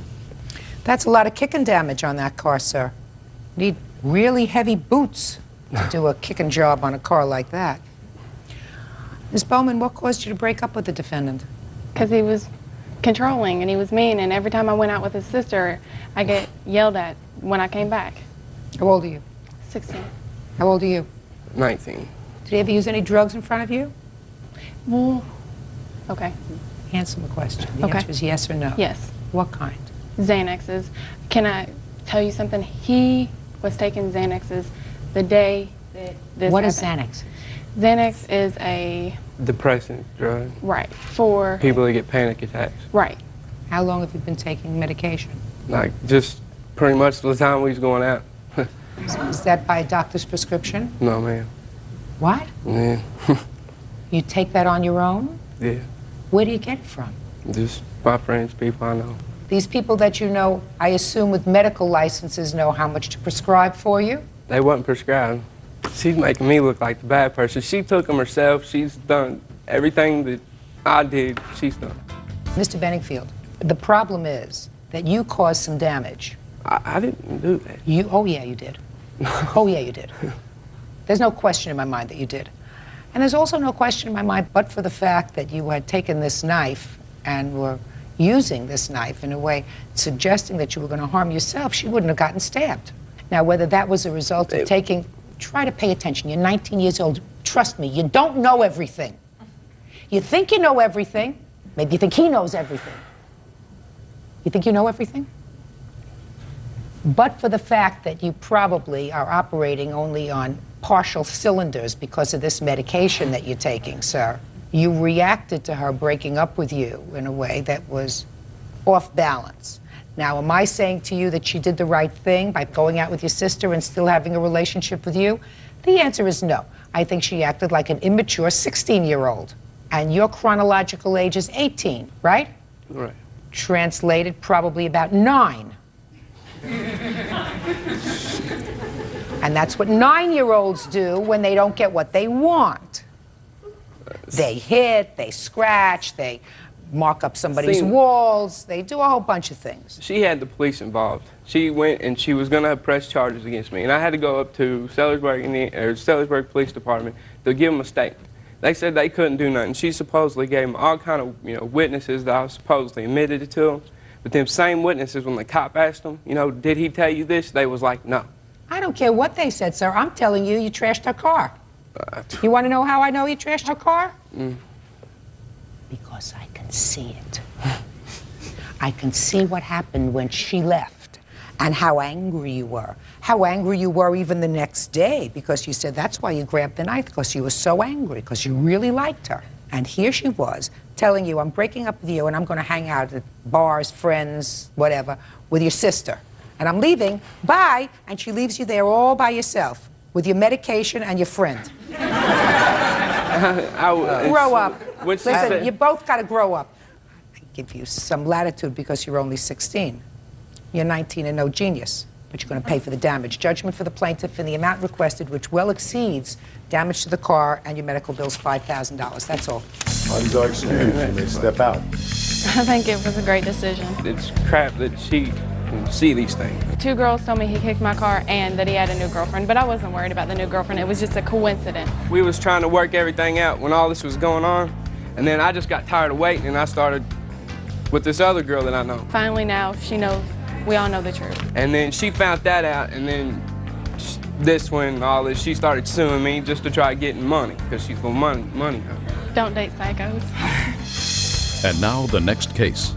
All parties in the matter of Merrick versus Black. Step forward, please. 19-year-old salesperson Kathleen Merrick is suing her former friend, 19-year-old college student Catherine Black, for the return of a snowboard. All right, Miss Merrick, you and Miss Black used to be friends. It is your claim that you loaned her a snowboard. While you were friends, you're no longer friends, you want it back. She said it was a gift, right? Yes. That's what this is about. When did the snowboard leave your possession and go into her possession? About a year ago, around this time. Tell me how that happened. We were friends and she wanted to go snowboarding and I had an extra snowboard, so I lent it to her. Where'd you get an extra snowboard I had from? 2 snowboards. From where? My mom bought them for me. No, that's not true. Your mother did not buy both for you. I had 2 snowboards at my house. I didn't ask you whether you had 2 at your house. I said to you, where did you get them? And you just said your mother bought both of them for you. That's not true. One your mother may have bought for you. Where did the other one come from? The other one was purchased by my mother too. Where did the other one come from? At first she bought one and she went snowboarding and she winded up doing something on the mountain and it broke. So her mom sent it away, and while her mom bought her a new one, while it was away, it shipped away. And by the time they got it back, she already had her other one. I'm going to read you from your answer. You said it started in October when she broke up with her ex-boyfriend and decided to get back a snowboard that was given to him as a gift while they were together. Did you forget that you wrote that? No, not at all. We went and asked his younger sister to go up and get it without him knowing. Once we got it in the car, she decided she had no use for it. Doesn't that sound familiar to you? Yes, Your Honor. So according to your answer, she had given the snowboard to an old boyfriend as a present. When they broke up, the 2 of you went and took it back, right? Yes. And he wasn't there at the time. He got in the car and she said, I have one already, so you could have this one. Yes. I'm so glad at least I had my story straight. Does that sound familiar to you? Yes. We went to go get the snowboard back from the person's house, and I had the snowboard, and I lent it to her to use because we were going to go snowboarding together. Your Honor, she gave it to me as a gift because... Get out of here. Parties are excused. You may step out. Yeah, this is case number 222 on the calendar in the matter of Mendoza versus Orozco. Parties have been sworn in, Judge. You may be seated. Ladies, have seats, please. Well, you're the 2 fathers. Both daughters here? Yes. Yes. Why don't the 2 fathers sit down for a minute and have the 2 girls up here? Your first name is? Cinnamon. And yours? Irene. You were using your father's car? Yeah, he's the primary owner, but we're both on the car. He's the owner? Yeah. What kind of car were you driving? 2001 Kia Rio. Is she a friend of yours? Yeah. How long have you known her? We've known each other for about 3 years. And you knew how old she was at the time of this accident? Yeah. And you knew she didn't have a driver's license? Yeah. Tell me on what day this accident occurred. On July 4th. And you tell me in your own words how she came into possession of the car, of your father's car. We were riding around in Chino, where her father lives, and just looking around different stores. And then I had to go to work, and I had like a whole bunch of my clothes in the back. And we had like both of us come up with the idea of, well, since I'm at work and I don't get out till like way early in the morning, she said, well, maybe I could take the clothes to my father's house. And I said, okay, that sounds fine. I trust you. And so I gave her the keys to the car. And then she took the car, and I was at work, and then after that I got a phone call at work that my car had been in an accident. Did you ask her if you could have the car? No. It was a mutual decision that if she drove to work, and I would drive the car back to my father's house. Did you have any discussion about you not having a license? Yes. Tell me about that discussion. She was like, you don't have a license, and I was like, I know. I don't know. It's just I don't have a license. And then she was like, well, I was like, oh, I'm a safe driver. And she was like, okay. Now, how did you have this accident? I was after she had dropped. I took the car I got on the freeway, and I was driving back to Chino. We were in City of Industry. I was in the farthest left lane, but not the carpool lane. I guess the fastest lane. And fastest lane. I was going without a license. I was going 65. Yeah. And she's going 20. Okay, I was going 65. Anything. Go ahead.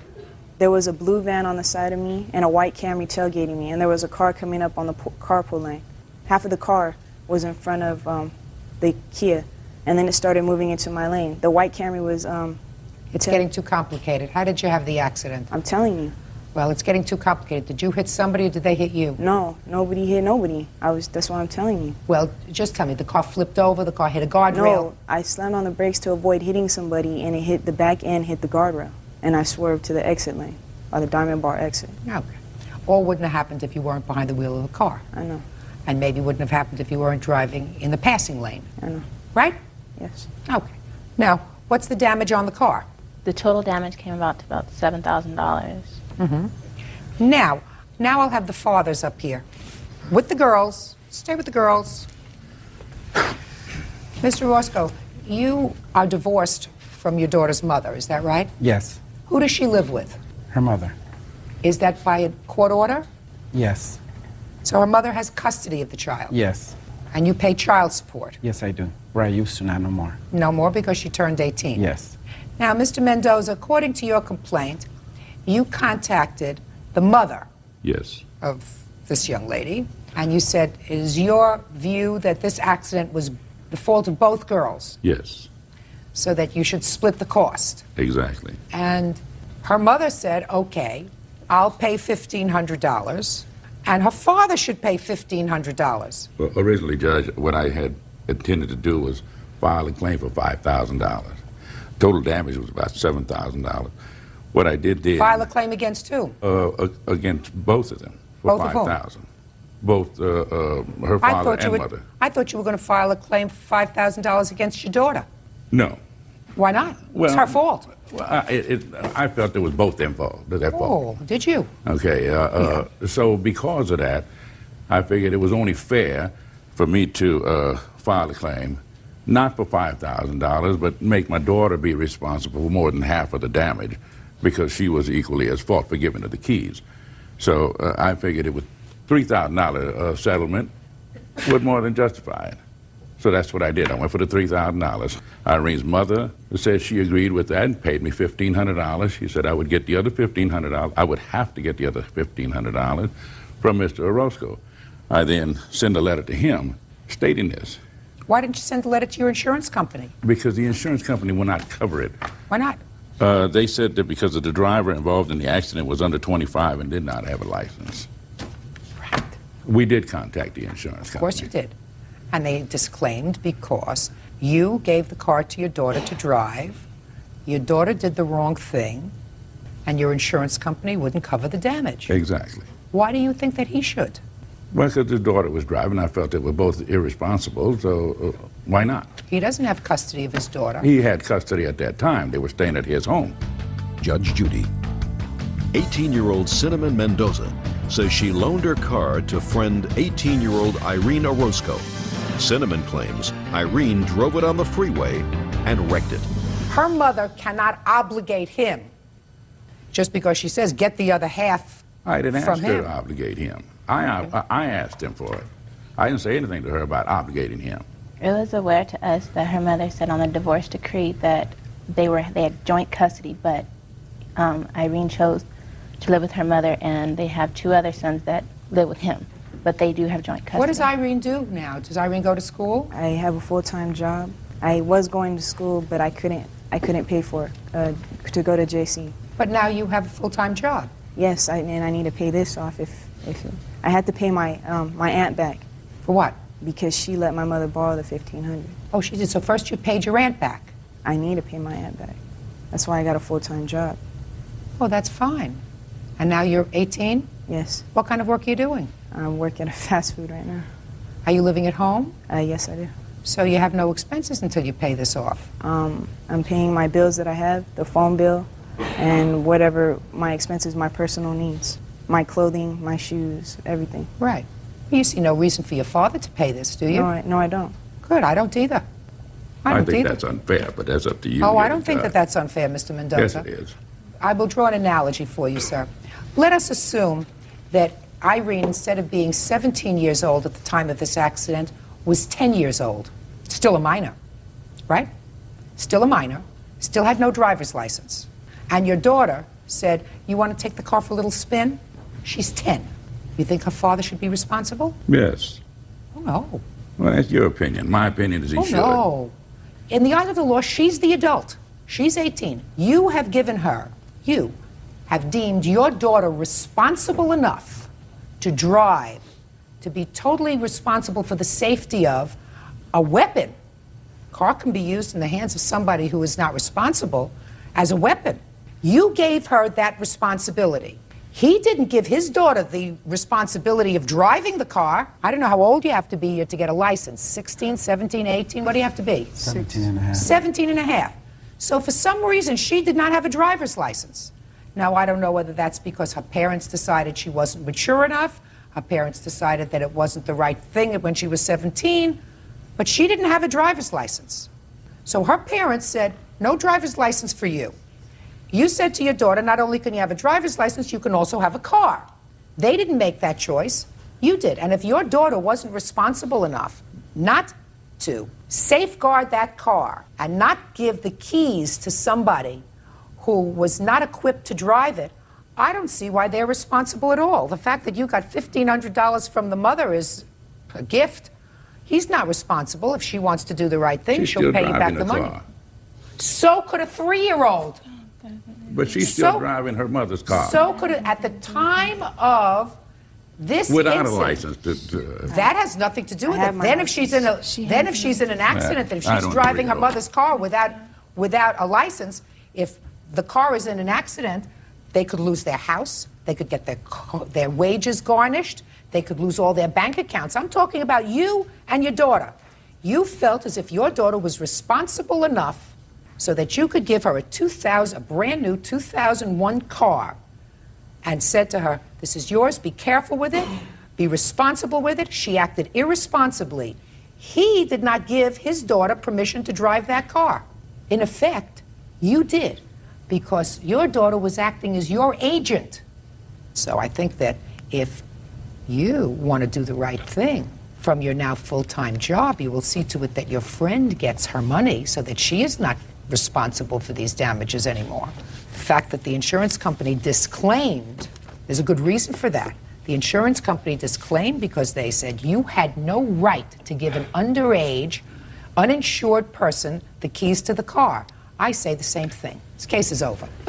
Parties are excused. You may step out. She came home and said she had an accident, and first she told me it was her. He should have taken responsibility, never handed the keys to my daughter. It caused a lot of tension, but we're still friends. I mean, it's money. We're not. Money's an object, friendships, forever. I was just happy that she's alive. And now the next case. All parties in the matter of Smith versus Smith. Step forward. 60-year-old singer Myrna Smith is suing her daughter-in-law, 33-year-old computer specialist Candy Smith, for an unpaid loan to hire an attorney. Mrs. Smith, the defendant is your daughter-in-law. Yes, she is. According to your complaint, there came a time when your daughter-in-law needed some money. She needed some money for an attorney because she was going to be involved in a custody dispute with her former husband. You have 2 children from your prior marriage, and you loaned her the money, yes. $5,000, and it is your claim that she has not repaid you. She has not repaid. And your daughter-in-law believes that she has the right to offset that money, and she's going to explain that to me. When did you make this loan? I made the loan May 1st, 2000. Do you have the canceled check? Yes. Can I see it, please? And this is also my statement.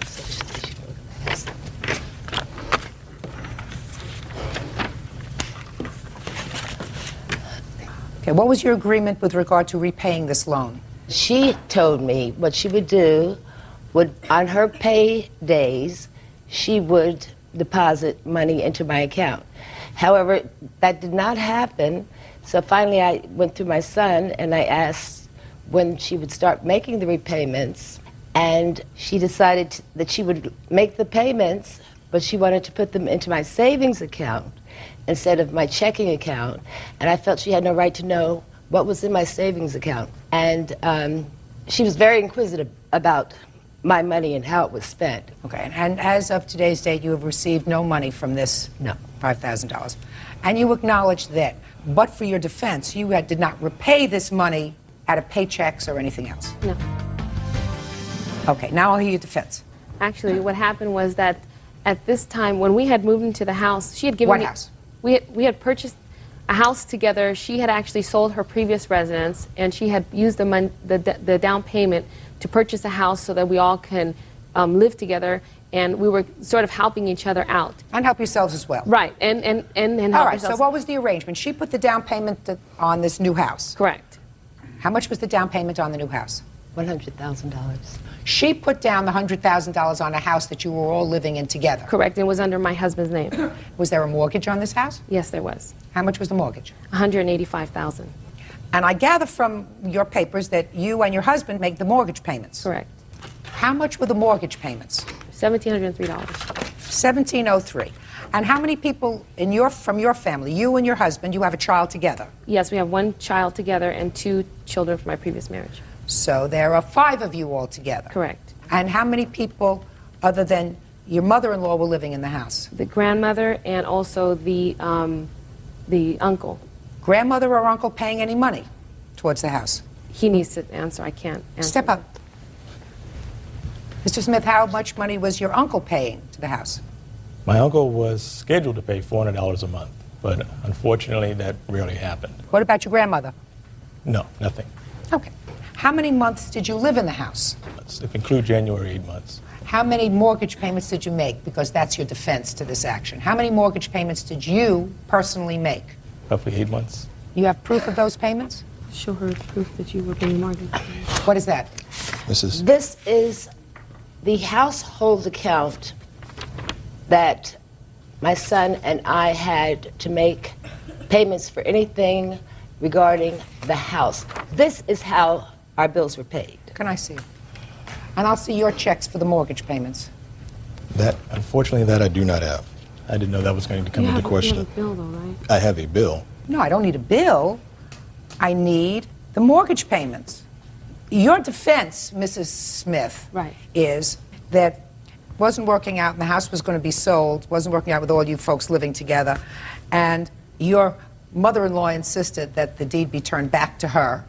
It was, and you believe that you can set off the number of mortgage payments that you made on the house against the $5,000 that you owe her.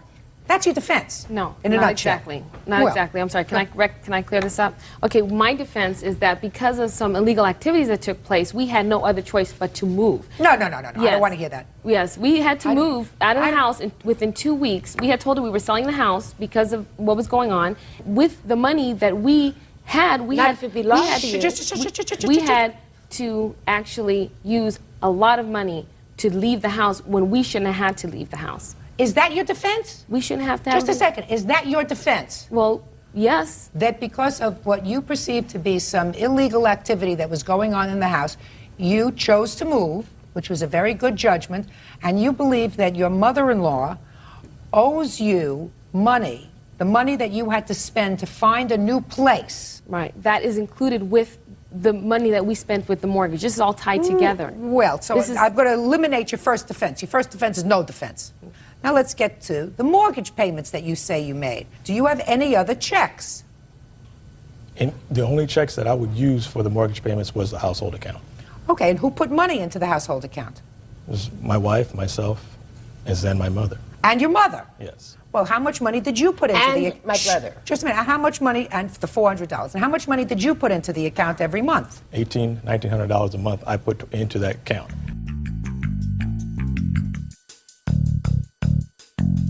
Now, my next question to you is the house was sold. Actually, my son went and got a $20,000 loan that I didn't know about. Loan for what? Against the house? Yes. Did you get a $20,000 loan against the house? Yes, I did, ma'am. Did you pay it back? I didn't have an opportunity to. No, did you pay it back? I was paying the loan back to the people that I got the loan from. Did you put in any money towards the down payment? Towards the down payment, no. So she has $100,000 in the down payment. Right. Right? Correct. She has $100,000. You have Zippo. You can't offset. I mean, first of all, you can't offset it anyway, but it's not even reasonable to offset it. Because if your mother goes to sell the house now, there's a $20,000 loan that you took out that's going to be deducted from the sale price of that house. Did you consult with your mother before you took out this loan? Did she say it was okay? I didn't need to. I didn't need her permission on that. Well, you don't need her permission on this either.